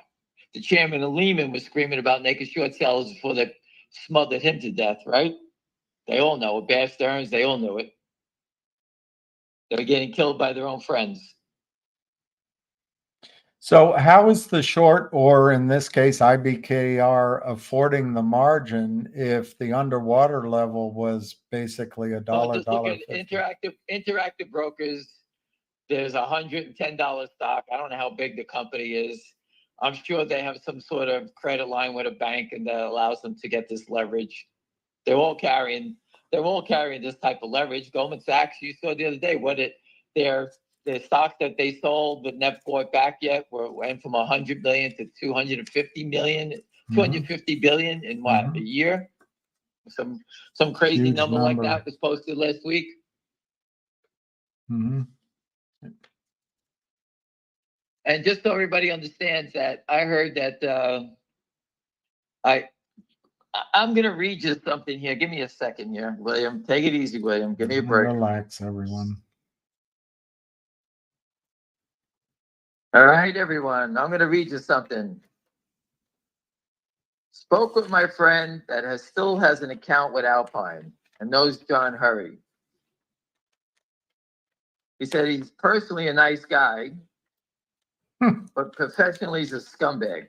It's easy to be nice when you're worth $100 million stolen money. He's not sure if they've been shut down yet. If they do get shut down, there will be a huge celebration. He also said he doesn't expect them to shut down because they do what every broker-dealer does. He also said that he thinks they make enough money in trading to cover legal bills. That was Richard's thing. How are they paying the legal bills? He added that Alpine is not retail only, wholesale trading and clearing. All retail positions, I guess, will move to Scottsdale Capital or whatever the name is. He said they only trade micro caps and they buy in blocks at a 50% discount and sell them retail plus 5%. So they're making huge spreads. There's some more personal stuff here, but I didn't read that. So this guy has been, Alpine. I think that this guy doesn't understand it. They are going to be shut down and the paper trail is going to go to Scottsdale. All right. So again, I don't believe this gentleman. It's a retail guy that knows this guy, John Hurry. And I think he's completely wrong. And I think that he doesn't understand that the SEC, the DTC, their prime broker days are coming to an end or have ended already. All right. There's been hearings going on. I spoke with Richard about this and he said there was a hearing, I think, in Utah or something like that. And that's what maybe my friends thought they were shut down from. But this is not going to last too long. They do not do what other broker dealers do. These guys are criminals. Everybody knows about it. These guys are just criminals. And I don't know how the SEC allows these guys to continue walking around. But you can see that we heard the Kramers were hiring another lawyer, trying to open up a new prime broker. And I'll try to freshen that up. I haven't had a chance to chase into that, but I'll try to freshen that story up about where they stood. They were trying to raise $20 million. The Kramers were putting up $4 million. Remember, these guys need a place that's dirty to allow dirty business to happen. Right. So that's what these guys are looking for. I don't know where. How about the entire United States stock market? Well, again, all the prime brokers have their own band of thieves that they work with. Like Lynn Partners works through Jeffries and Company. So whatever the relationship is there, right. Jeffries is sort of overseeing Lynn. Right. So someone is giving them, like the Pope is blessing them to go out and keep looting. Right. So I don't know exactly, I don't know where everybody is. I heard that Alpine, Richard's not legal advice. I heard their bank is Kansas State Bank. That makes sense. Kansas State Bank is Alpine's bank. That's a real bank. That's not a brokerage house. I guess that's where they get money from. They funnel things through in the U.S. They have to have some sort of legitimate banking connection behind them. Maybe Richard can poke and see if that's true, but that's what I heard. Any other questions? Yeah, there's several people. Moody is praying that your son is recovering and is doing well, but there's many people wishing your son well. Barbara? Well, thank you very much. My son has a major surgery this week, and he fell the other day, hit his head, and then we went to get a CAT scan, hoping there wasn't a brain bleed, and there was none, so we can proceed with our surgery. And it'll be this week, Tuesday, Wednesday, and Thursday in Manhattan. And It should be all good. We're doing it with a world-class surgeon, and you know, it's a unbelievable procedure, and I posted it a few times up there so you can actually see what it's about. But it's remarkable that people can actually do this type of stuff. And I just want to let people to know, because of my son's injury, I will never stop, and I will destroy and expose these guys until the end. I have no choice. I'm not coming back. I burned my boat. It's my family, and I'm not going away. So I told you before, I don't give a fuck if Al Capone comes to my door. And if Jeff Easton wants to see me and my friends, will be waiting for him on the east side of New York on Monday, Tuesday, and Wednesday. Come over anytime. We'd love to sit down and you can tell us all about how such a good guy you are. All right? We're not fooling around. We're not going away. And I'm definitely not going away because I have a family obligation that needs to be fixed. All right? Because of my son's injury. And I will not go away. I don't give a shit who posts what. I could give a rat's ass. All right? So you got the wrong guy. When someone has nothing to lose, I'm the most dangerous of them all. And I have nothing to lose anymore. I could care less. I'm at the age now, family and health is the most important thing. All right? Don't get me wrong. I want to make this work so I secure my family and my son forever. And I won't stop until it does. And I don't care how big the game is going to be. I'm going to continue. And I'm going to drag William. And I got a TV producer, William, that I just recruited. I've been working on. I didn't tell you about it. And we're going to fly to Abu Dhabi. And we're going to go to Singapore. And then we're going to South Korea. I reached out to, I had the regulators that I was given a name and passed the business plan to them. So I'm working on this. As soon as my son's surgery and everything's clear, we will disappear and go take care of this. Because I really think that the way to stab the SEC and shut this down is to go get an exchange in a region that wants to do a venture exchange, just like I put up before the ValCap exchange in Abu Dhabi, which William actually has a great connection for us in Abu Dhabi now. All right? And that's why we're going to get these guys. They can keep playing here.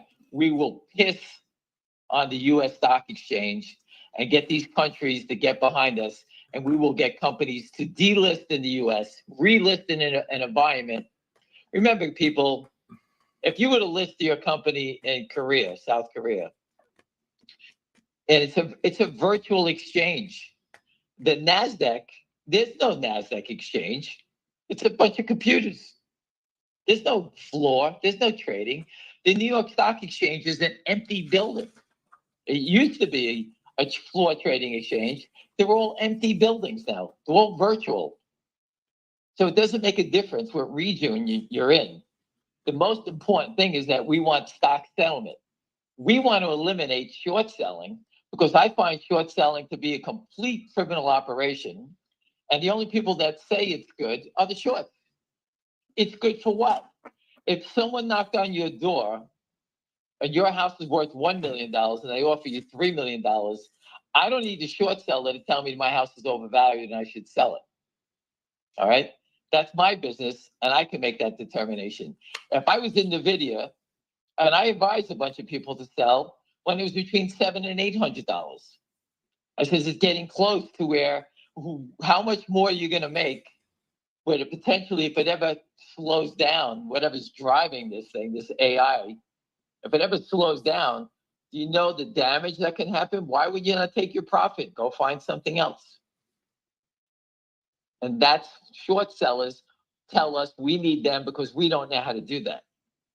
And because of that, we allow stock loan criminals, short sellers, criminals, market makers, criminals, all to rob us because they can decide what the price of our stocks should be. They're the ones determining it, not you.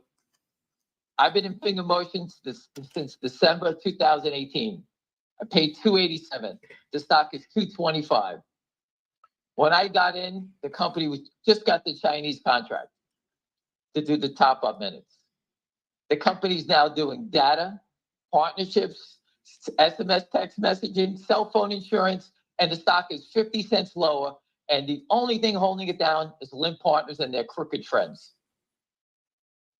You tell me. I think the stock's going to 100 and all it does is drift lower because of manipulation by naked short sellers. And I'm not going away because I know I'm right. And I watched the company since 2018, not 2000, not 2 weeks ago, not 6 weeks ago. And for people that just joining this fight, I apologize, but I put it up there. I've been doing this for 24 years. It's not easy. We're bringing down the biggest security fraud in the global history. At least countries like South Korea had the balls to step up. India, where 80% of their country is poor, it will not allow it to happen anymore. They figured it out. Don't listen to the U.S. Don't go by their rules. And what did they do? They came out, Hindenburg, and they tried to go after the richest guy in India, a guy that probably supports more people than anything in India. I think my friend went to his wedding, his son or daughter's wedding. Right. But I'm just saying, but he spends money. He makes things happen, that guy. He's hiring people. He makes things happen. But Hindenburg decided to go out there and try to lose $20 billion in market cap of his stock because he's Hindenburg. Right. They're just going after targets. That's all they're trying to do and around the globe. That's all they're trying to do. How does Hindenburg covering guys in India now? Give me a break. That's like Andrew Left. He knows that someone was selling counterfeit T-shirts in Etsy. Well, they want you to think they're smart. I've seen Seth Kramer in person. He is no genius. That guy is a son of Gotti, not genius at all. Well, he's no son of Gotti because they would never let him into their organization. Trust me. I don't give a fuck how he tough pretends he to be a son of He Gotti. can dress what he wants to do, what he has to do. You know what? Anytime he wants to come to Brooklyn, we'll introduce him to the sons of Gotti. That's what he wants to play. So, listen, I'm not into the gangster thing. All right, but we don't take shit lying down. We're not afraid. This is an interesting point. He's not directly asking you, but I agree with you, Pizza Rules. I don't know about you all, but I have a hard time selling rips and buying dips. So afraid I'm going to miss the show. And I totally get that. I look back though, if you had sold the rips and bought the dips every single time, or half of your position, we'd all be ahead looking back. But it's hard to do. Anyway, maybe you can comment on that. Listen, it's a trading strategy. Listen, what we're talking about is not going to go on forever. Okay, all these little plays and the snake is short selling is going to be fixed. Okay, I don't know if it's going to be tomorrow, 6 months, or year. It's going to be fixed. At that point, if you're under the age of 50 years old, you better figure out how to trade the markets and learn how to do it. And that's the strategy I was taught on, is buy the dips and sell the rips. Like, I think Nvidia, I know nothing about it. It'll be up next week, right? Well, I think it'll open down first on Monday. Okay. Again, remember, people will be exercised on their stock, right, William? Yeah. Oh, that's right. They'll be exercised for a penny. And so the brokerage firms will sell them out Monday morning. So unless you put up the money, they'll sell it. They'll drop it quick. Yeah. And then I think it turns and it has a mad march back up. Yeah. But again, the options are so expensive. But that's a trading strategy that you have to get a feel for. All right. You got to know, these dips support, like if you bought the ZJYL dip when the last attack down to 6, the stock went back up to 11, right? Right. I don't know about you. That's almost 100% return, right? It went from 6.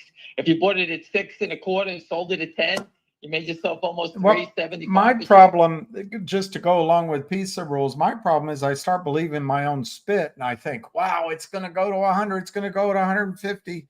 And I miss out on the fact I'm making it up. It goes to 20. Might as well take it and then buy it back at 8. William, you see, what you don't understand. I don't. Is that stocks like this will go to the moon. Right. Like HOLO. They went from 2 to 100. So if I bought it at 2, HOLO, and for the gentleman that's asking this question, and I bought 1,000 shares, and I sold 500 at $5. Right.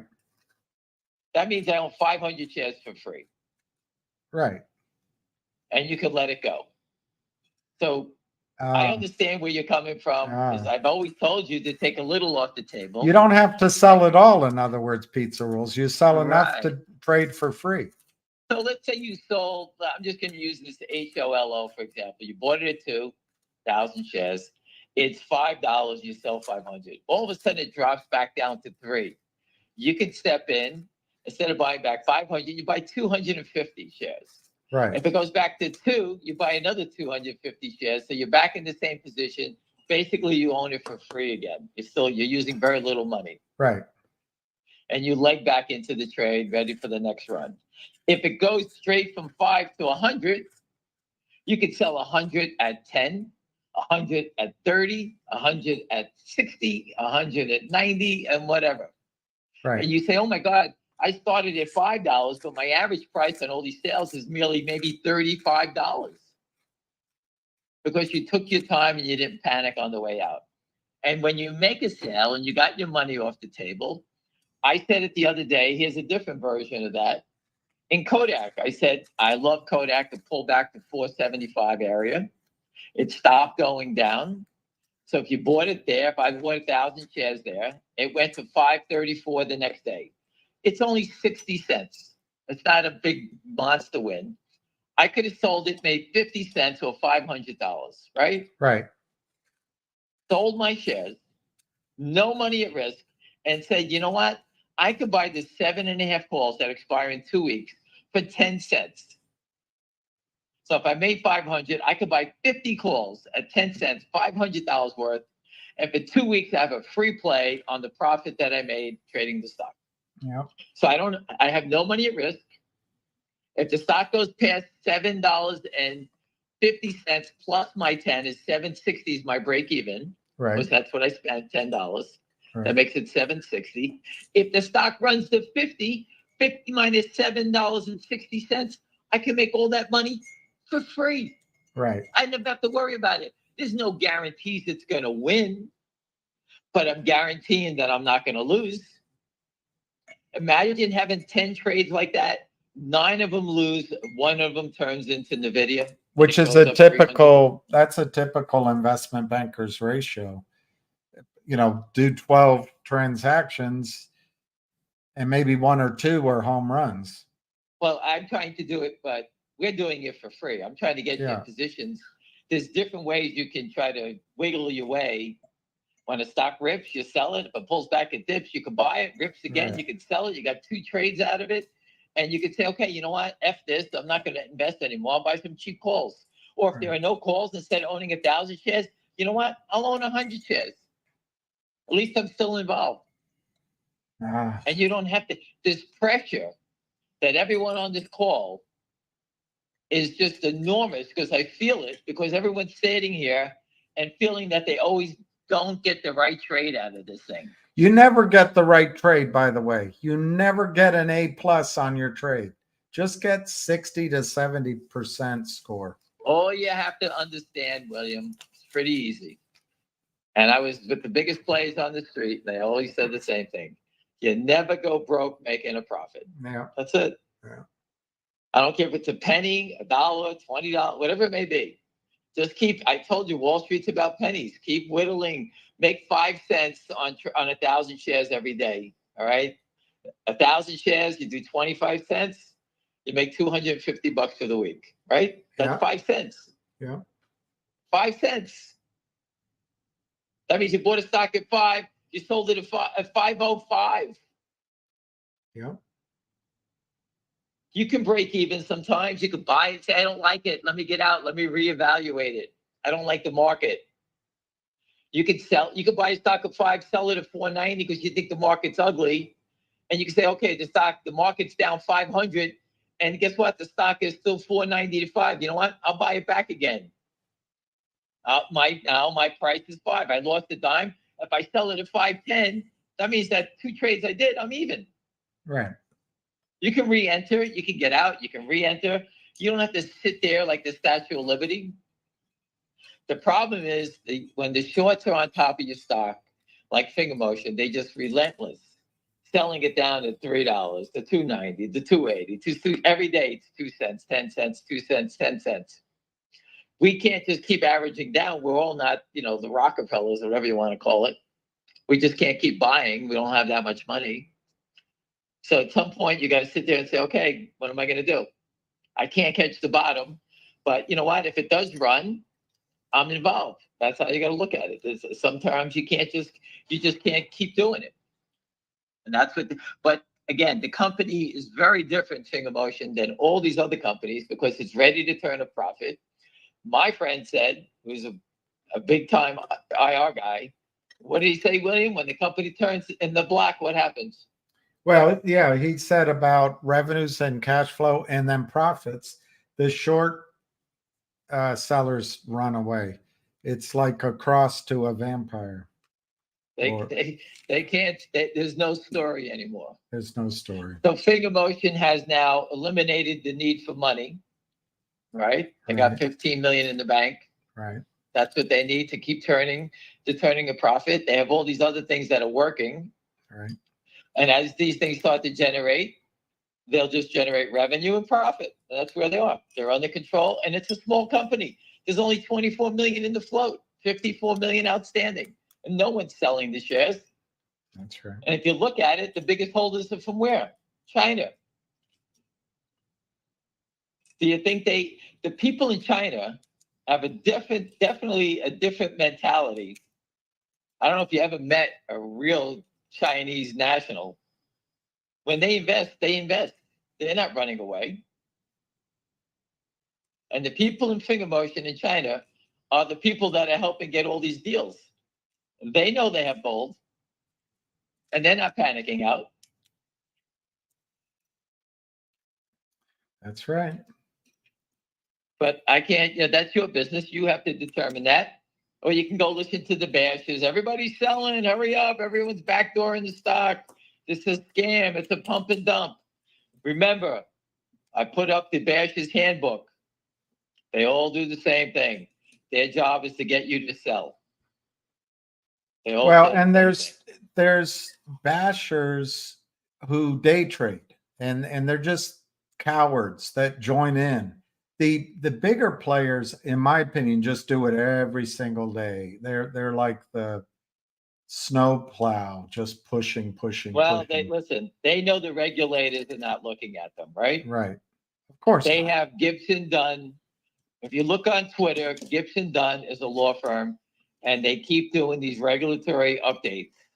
Once a week, they'll give you the landscape told to them by the SEC on different transactions, whether it's bonds or this or whatever it may be, or stocks.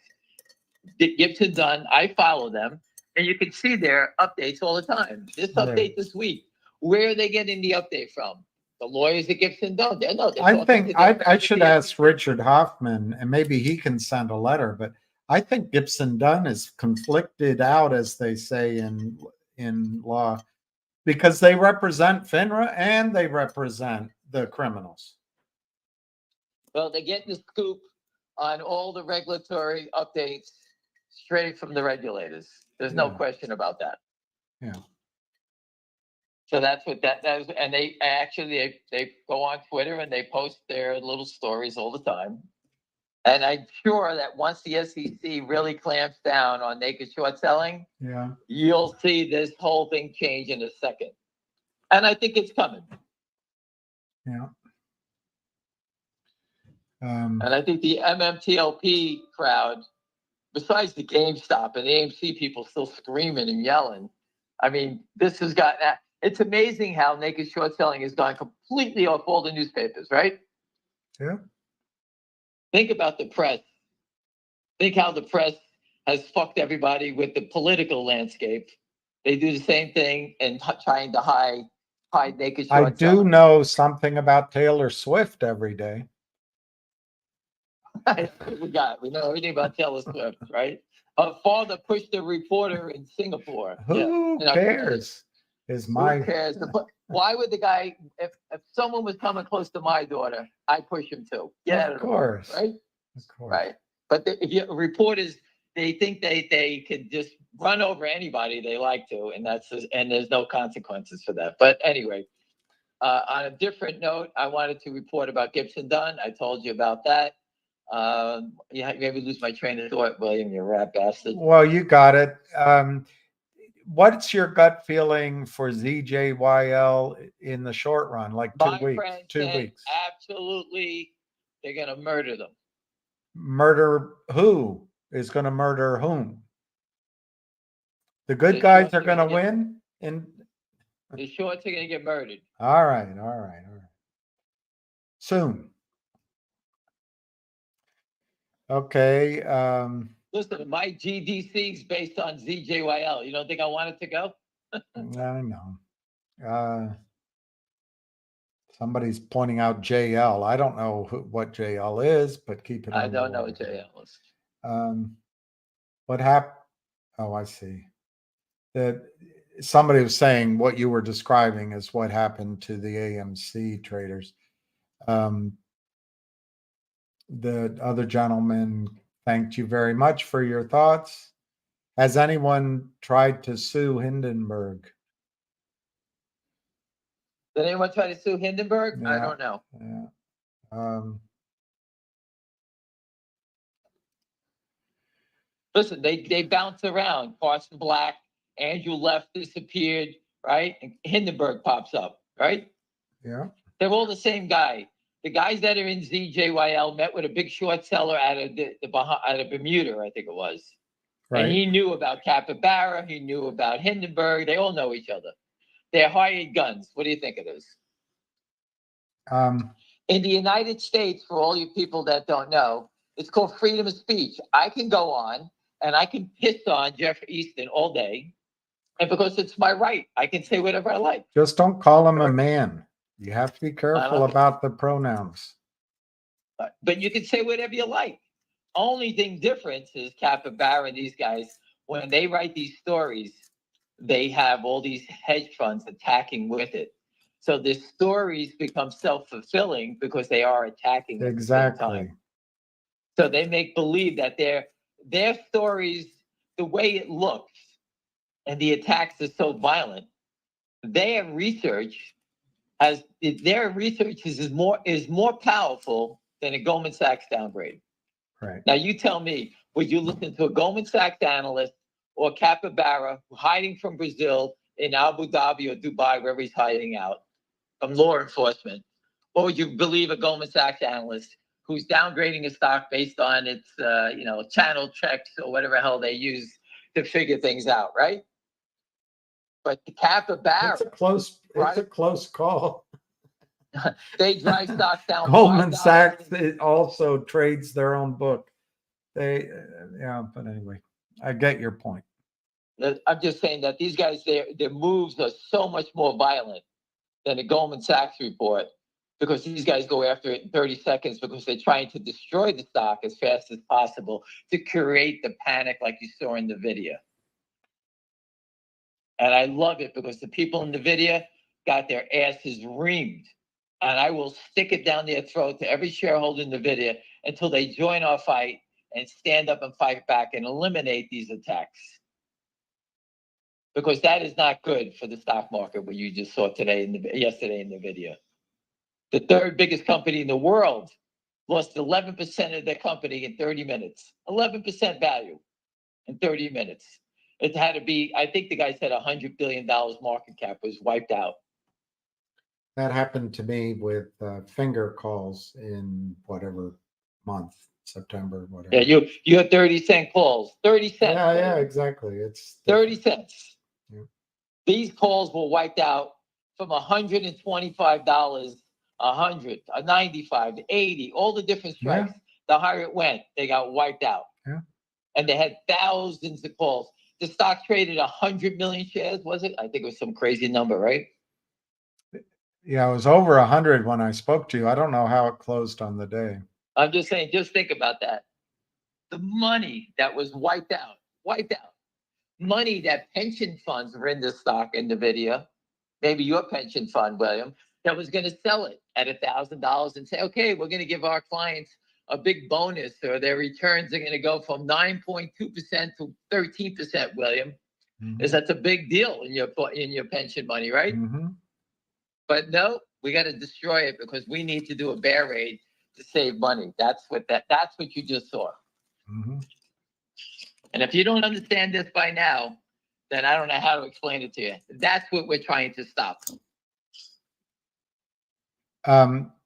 This guy has been asking if, and I guess it's because you indicated it happened with AMC. If one were to exercise calls and everyone exercised calls, would it force a locate? Yeah, you gotta force delivery. The market maker who sold the calls has to deliver the stock. They have to deliver real stock? Yeah, yes. What they're gonna deliver? They got to deliver. Well, they can go out and just get stock in the open market that you don't know. Well, that brings them buy it, correct? That brings him buying, yes.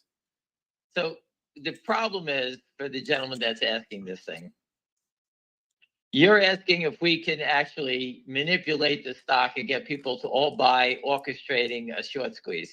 Mm. It's impossible to do. All right? It's impossible. Mm. So the only way you can orchestrate a short squeeze is if you got these big hedge funds all coming in at the same time doing it. And that's what they did in GameStop. And after they made money in GameStop, they went after AMC. And after AMC, they went to this stock and this stock. This is how hedge funds do it. They're like vultures. They want to make money and they could care less. And they band together these pools of money. And that's what they said was dangerous years ago. When you get everyone has these enormous amounts of pools of money, look what happens. That's what's going on. So there's few people with all the money and they control everything. Look at BlackRock buying everyone's homes. Okay. My friend did it for them in Orlando. During the crash in 2008, he was out there buying homes, my friend. They buy the homes from everybody who's bailing out. And then they fix them up, paint them up, throw you out, and then they rent them. And now everybody wanted to buy them back and they rent them out. They make more money renting them. And now everybody, if you sell your house, you can't get a house anymore. You have to rent. And who owns them? BlackRock.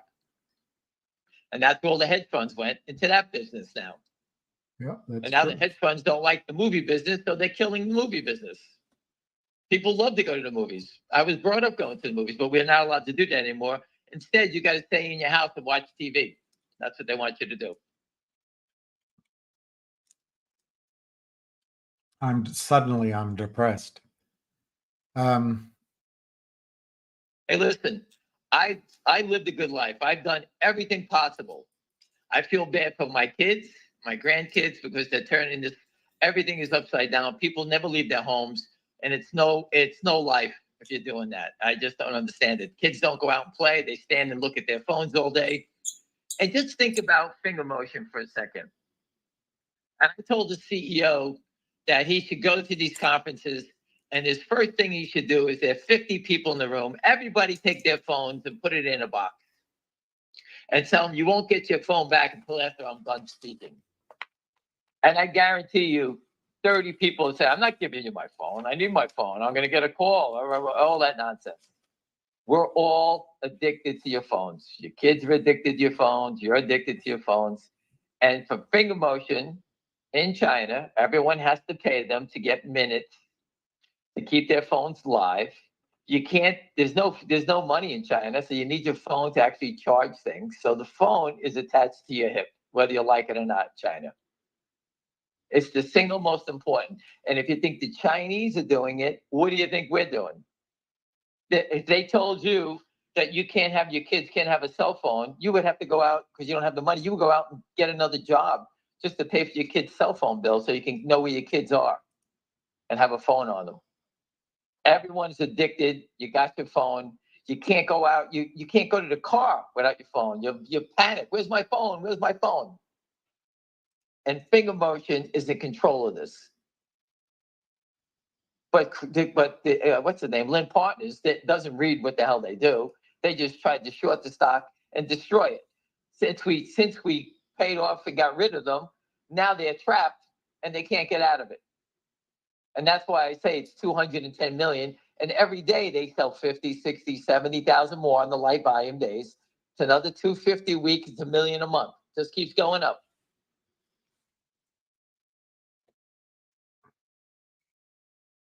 And that's a company that's in the, it's better than AI. These guys control the phones in China. In China, 1.5 billion phones and 1.6 billion. And if you think we're addicted to it, you Chinese are addicted also. Everyone's addicted. So it's a business that's not going away, is what I'm trying to say.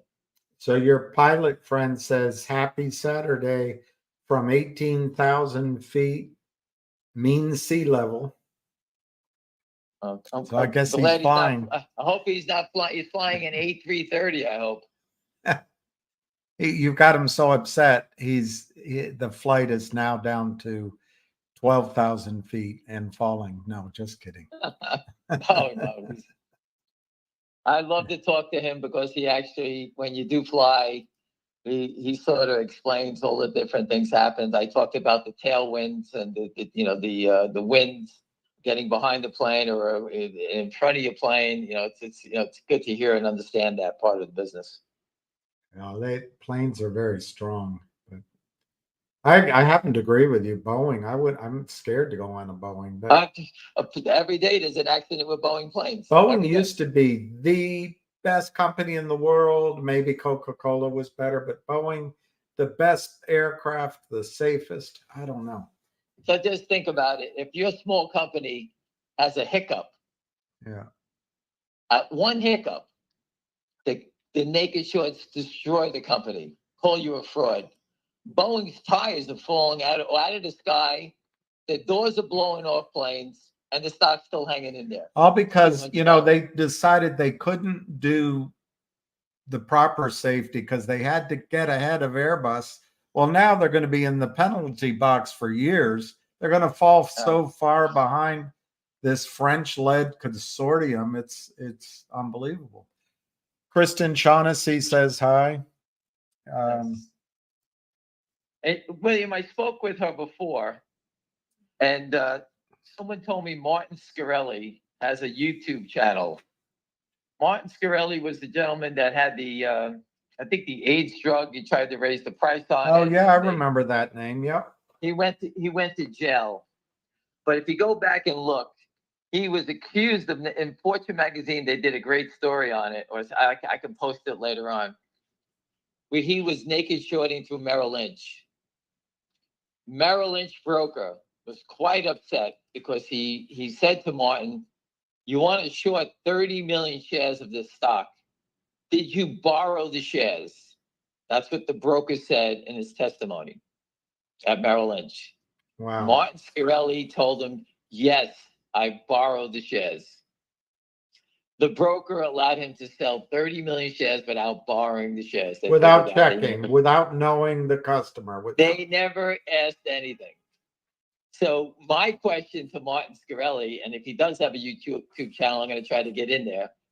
My question is, it was Merrill Lynch's partner? Because obviously you can't go on your Fidelity, Ameritrade, E-Trade account and sell a share of stock that you mark as a long sale. It will never let it go through. I want to buy shares that I can mark that I have the cash in my account, even though it's not there yet.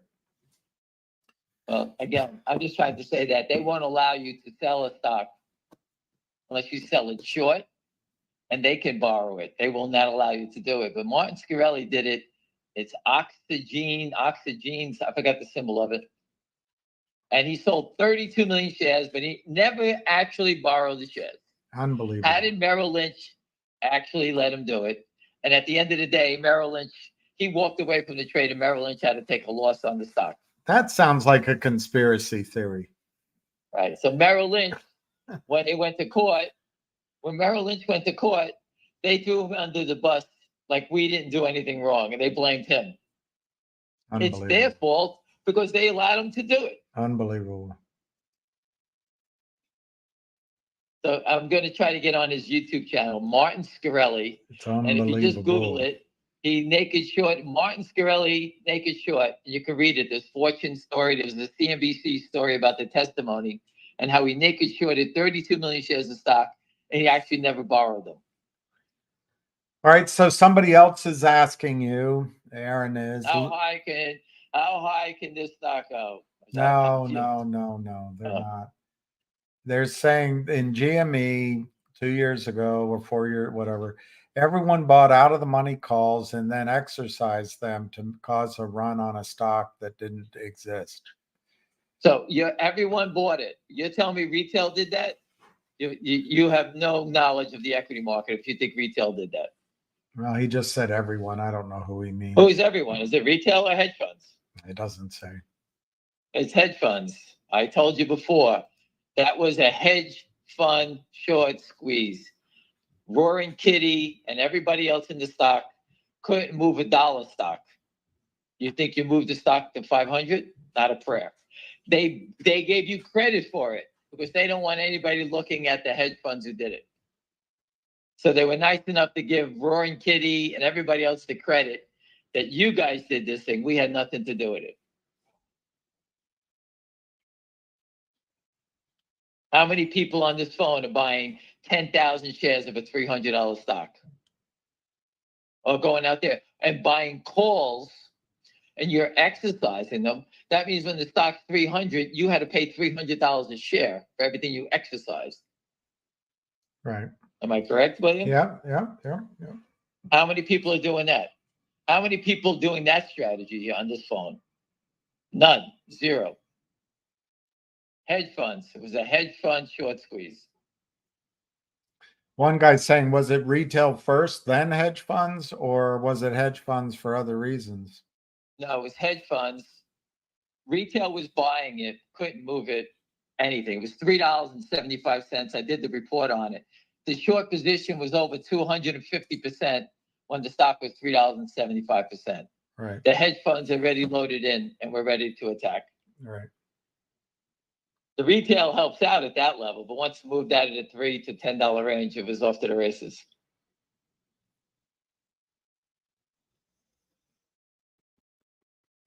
So how do you think, I'm just thinking, you already gave your indication on this other stock, Nvidia.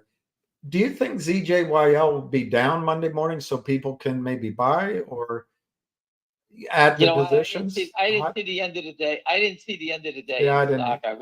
I didn't see it. Okay. All right.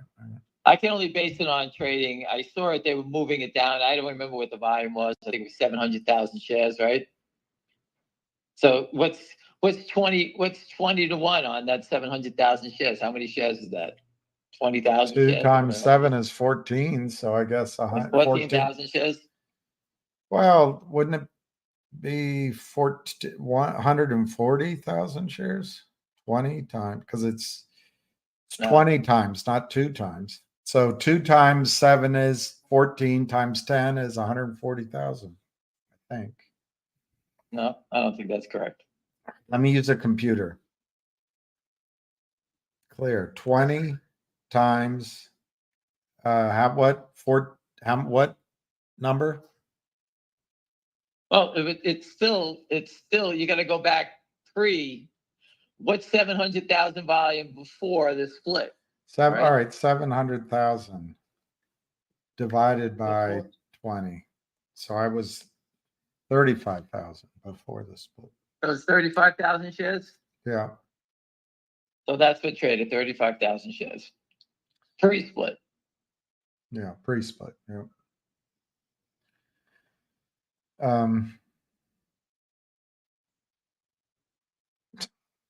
Now, one of my questions about the forward split, everyone got 20 shares, right? Yeah. So wouldn't that lower your cost of your investment? No, see, I think you're getting confused. It's just they changed how many shares. You're not getting free shares. You're just changing it. Instead of it being 1 share, it's 20 shares. So it's not doing anything to your cost. Oh, so that, okay, it's not doing anything. Okay, I'm blank. Okay, no you're problem. just, I've being never fooled. Owned a forward split. I know, it's just tricking you is all it's doing, is tricking you. All right, you're not tricking me again. Now I got it. It's the same thing. It's just a different number. That's all. It's just like a reverse split, only different. It's different. GTI gave you a dividend at 275 and it went to 9. Yeah. You had a free share. The only problem is that when people went to exercise their warrant at 275 when the stock was 9, the Right. brokerage firms who were short told everyone, if you exercise and pay the company 275, Right. we won't allow you to take the shares back into your account. Right. And that's what saved the brokerage firms because they were short the stock. They didn't know what to do. So instead, they protected themselves versus the investors. So there's a company, J Long Group, Chinese, I guess, JL. And apparently it's ready to squeeze. It's got all the setup of insiders and ownership of the float. And one gentleman is asking if you can look into it. Symbol is I will. JL. John Larry. John Larry, Yep. J Long. I'll Long look into John Silver backwards, J Long. And for those that don't pay attention, this is what Wall Street's about. I can't follow all these names. And this gentleman just told us about JL. I don't know what price it is. I know nothing about it. Let's say it's $3 and it is ready to go. And it goes to 1,000.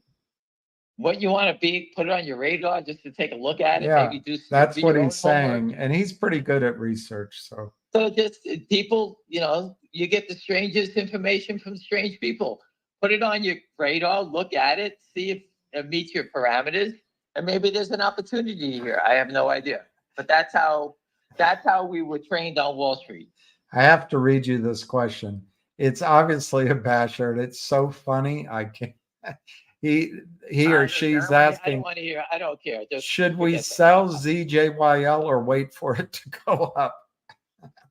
It's just hilarious. Should you sell ZJYL or wait for it to go up? It was just $11. Obviously, whoever said that is a moron because the stock went up. It went up $4. I don't know about you. Up $4 if you want to play the game is a pretty good trade. I could become Goldman Sachs making $4 on every trade I make. I don't know about you. Right? It's laughable. Listen, if these scumbags waste their time coming on your call, they're here to steal your money, William. That's what that guy wants to do. For you to give him the time of day, if he wants to be a big mouth, tell him to meet me and my friends in Midtown and come tell it to our face that he's a thief and a scoundrel. Let's see how tough he is then. Exactly. Other than that, William, do not put him on the phone. Tell him to go fuck his mother and get off the phone with that guy. These are thieves. They're thieves. Stop looking to them. They need to get hit with a baseball bat. They're trying to steal your money. And I don't take it lightly when someone's trying to rob me and my family anymore. I do not take it lightly. And you got to grow up, William, and stop listening to these fucking people. All right, they're jerk offs, and everyone on this phone respects you, but we don't respect you when you take your time and deal with these people. Tell them to get the fuck out of here and go on to the next person who has a legitimate question. And I really get pissed off when you do give them the time of day. So shut that fucking guy up and move it along. Next. All right. What's the relationship between Univest and Finger Motion? The fuck do I know?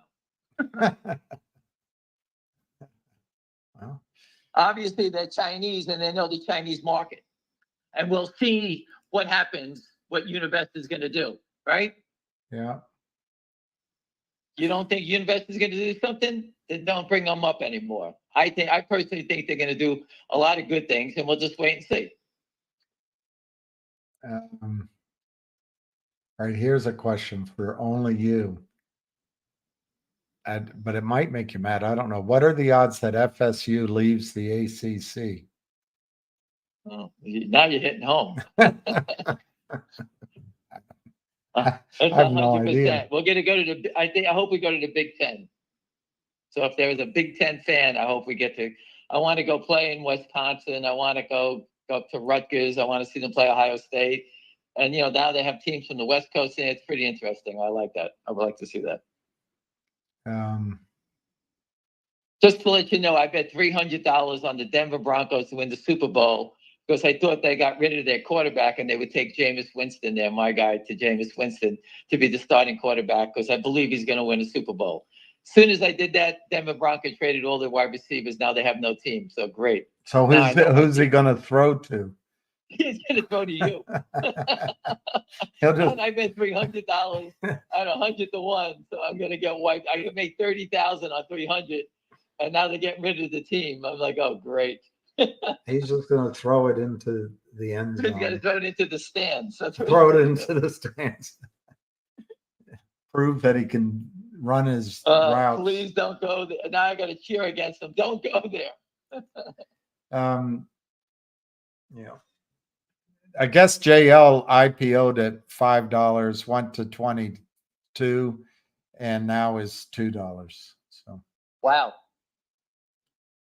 um, That you got to go back and look at. I got to figure out who's. I'll try to find out who's behind it. I'll ask around. Big 10 is like the Big 20 now. That's what it's going to be. It's going to be the big 30. So just a question on that, JL. This is my opinion about the Chinese stocks. Okay. I believe the Chinese government is behind the people that are squeezing the Chinese stocks. Wow. That's my opinion. Do you think it's because they want to hurt the U.S. banks? No, it's just that they understand. They understand that the U.S. equity markets has these algorithms and these guys that are shorting the stock and they squeeze them to death. I got you. Because you can see it's happened in many stocks, right? And if most people in mainland China are not able to buy U.S. stocks, who's doing it? There has to be people that are running money for the Chinese government that have tons of money. They squeeze these companies. These companies raise money. The shareholders of these companies make a lot of money. A lot of them are Chinese investors, right? That put money in. Yeah.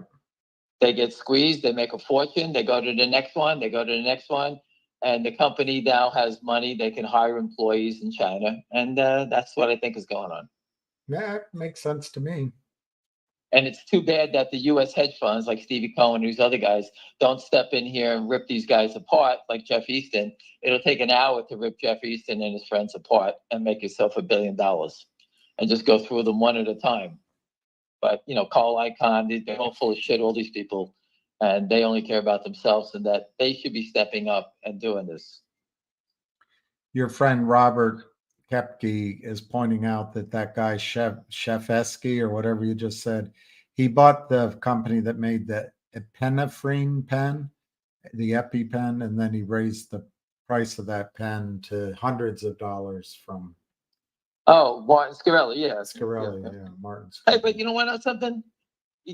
Listen, if you have the technology, I'm not. You know, again, I'm not saying I stand for what he did because people actually needed the medical attention that he was providing. Right. But if he didn't want to, if you wanted his pen, you got to pay for it. What are you going to say?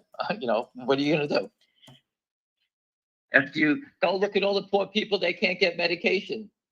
You can't afford it. They don't give it to you. You just go stand there and say, hey, you go, oh, this guy needs medication. He can't afford it. Get lost. They don't care. Kathy is saying you guys are going to freeze when you play in Wisconsin and Michigan. Nah, don't worry about that. Are you going to fly It's funny. up? I went to a Notre Dame, Florida State game a couple of years ago. And the gentleman, I was with the parents of the gentleman that went to the Colts, the offensive lineman. I can't remember his name. He was a top offensive lineman out of Notre Dame, and I was with his parents. And they invited us to a tailgate party. And, you know, my friends knew them, and they were super nice. And as we left the party, they gave me a big piece of cardboard. I'm like, that's my parting gift. This big. They go, no, when you go into the stadium, put it on the floor, on the concrete, and you stand on the cardboard.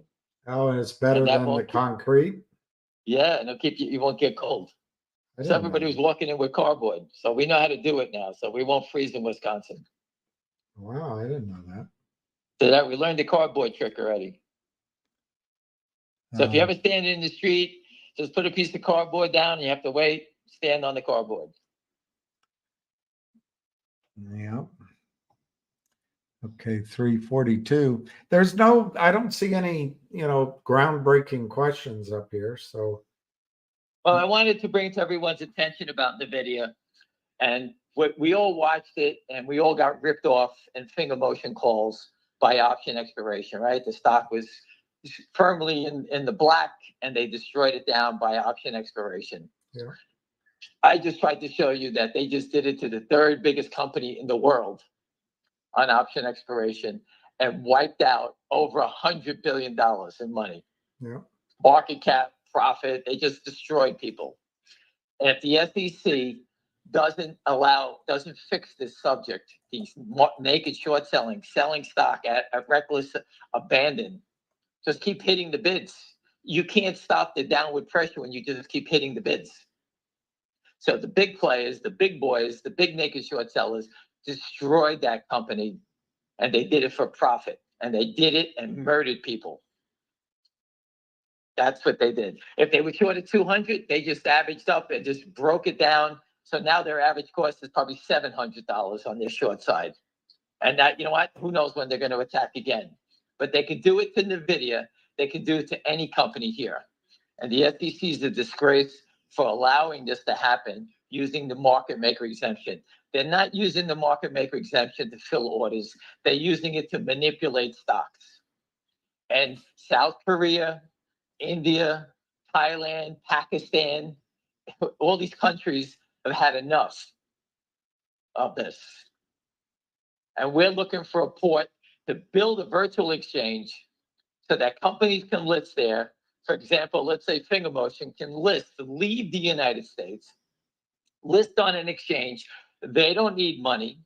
They just want an orderly market where a stock trades 10 to 15,000 shares a day, and it moves up a couple of pennies, down a penny, up a penny, depending on people getting in and out, based on fundamental news and valuation.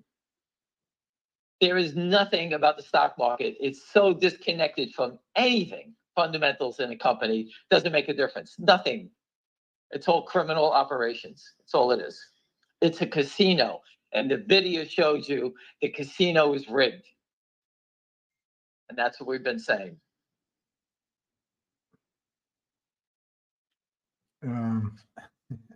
One guy is saying now he knows why you don't get cold feet. I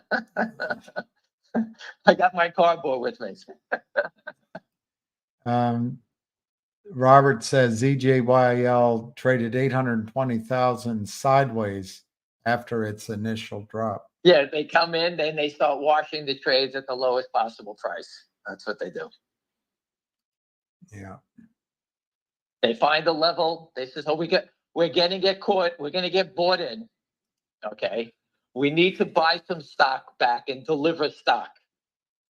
So they drive it down fast, relieve the margin pressure, and they say, "Okay, we need to deliver 400,000 shares today. Quickly buy and sell 400,000 shares in the same spot and deliver it." The one person that needed to buy the shares, he's buying it from another LLC, his other LLC, like Alpine and the Kramers, that have multiple parties.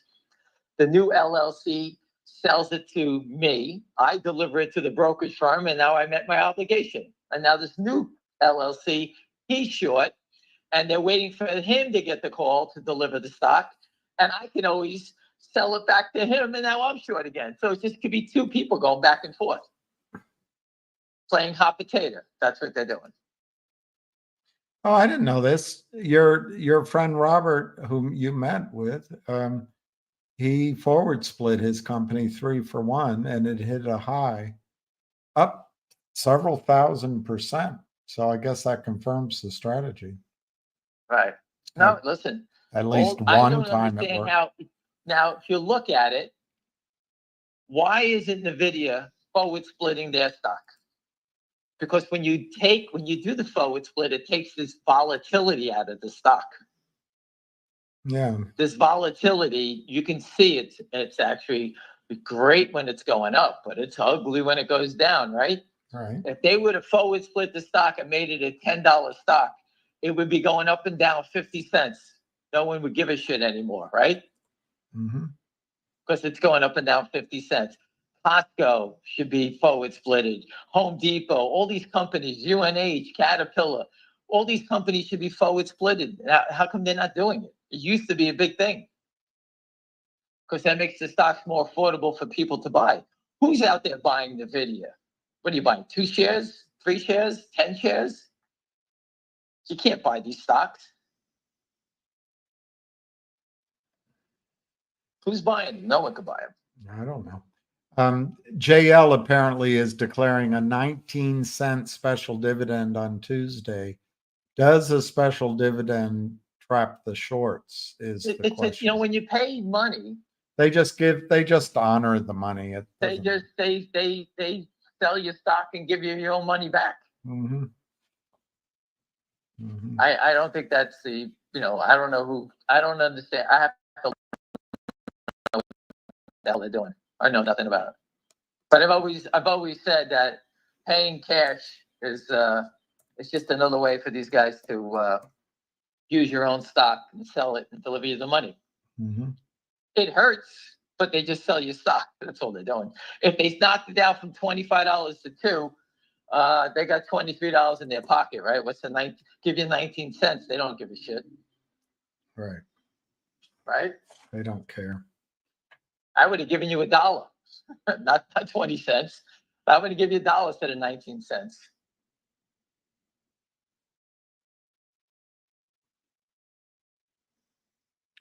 Anything else? No, there's really not. It's 3:49. You know, if you want to run it out till 4, or we can just end now. No, I'm just going to end it. I hope I hit everything. You did a great job. I want people to understand it. Pay attention. Richard Hoffman, pay attention. He's doing a video today. He's going to have another one on Monday, so people can look for that. All right, pay attention. Richard Hoffman has been nothing but a welcome warrior in my camp. I love this guy.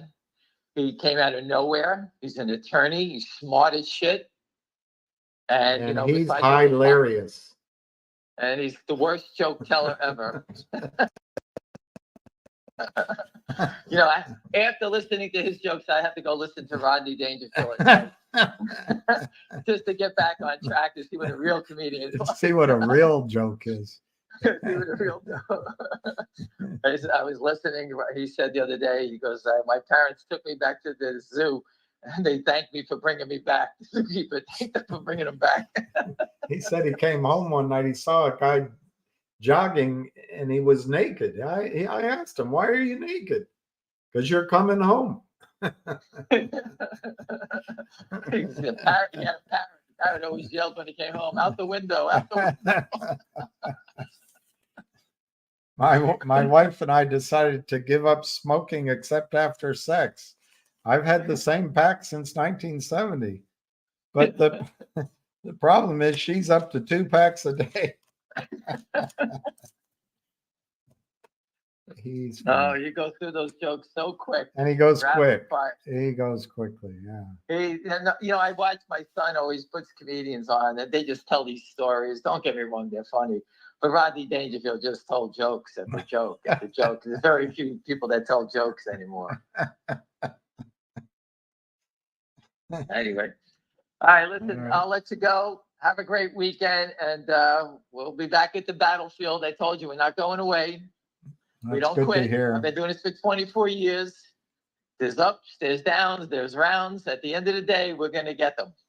And it's going to change everyone's life. It's going to change the life of yourself, your kids, your grandkids, because if we don't, everyone's going to get wiped out.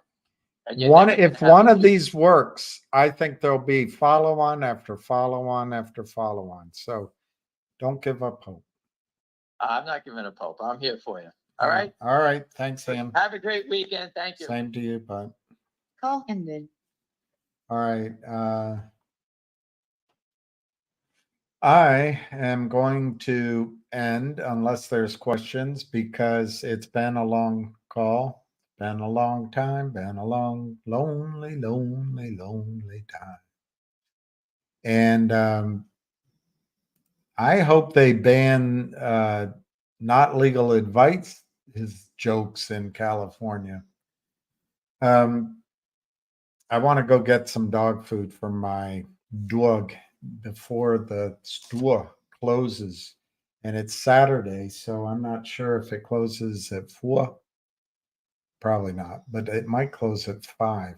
So I want to go get dog food, and I'll bring him along. So it's an adventure for him too. So anyway, I thank everyone for tuning in. I wish you peace, love, and happiness. And Jenny wasn't on today, so let's all say a little prayer for her.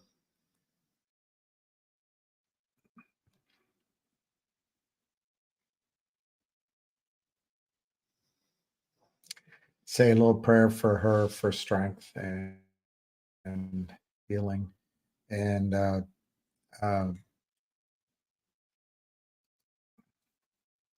computer's overheating. We made it. My computer's overheating anyway. So we might as well end it. The computer freezes every second. So anyway, cheers. We'll catch you down the highway.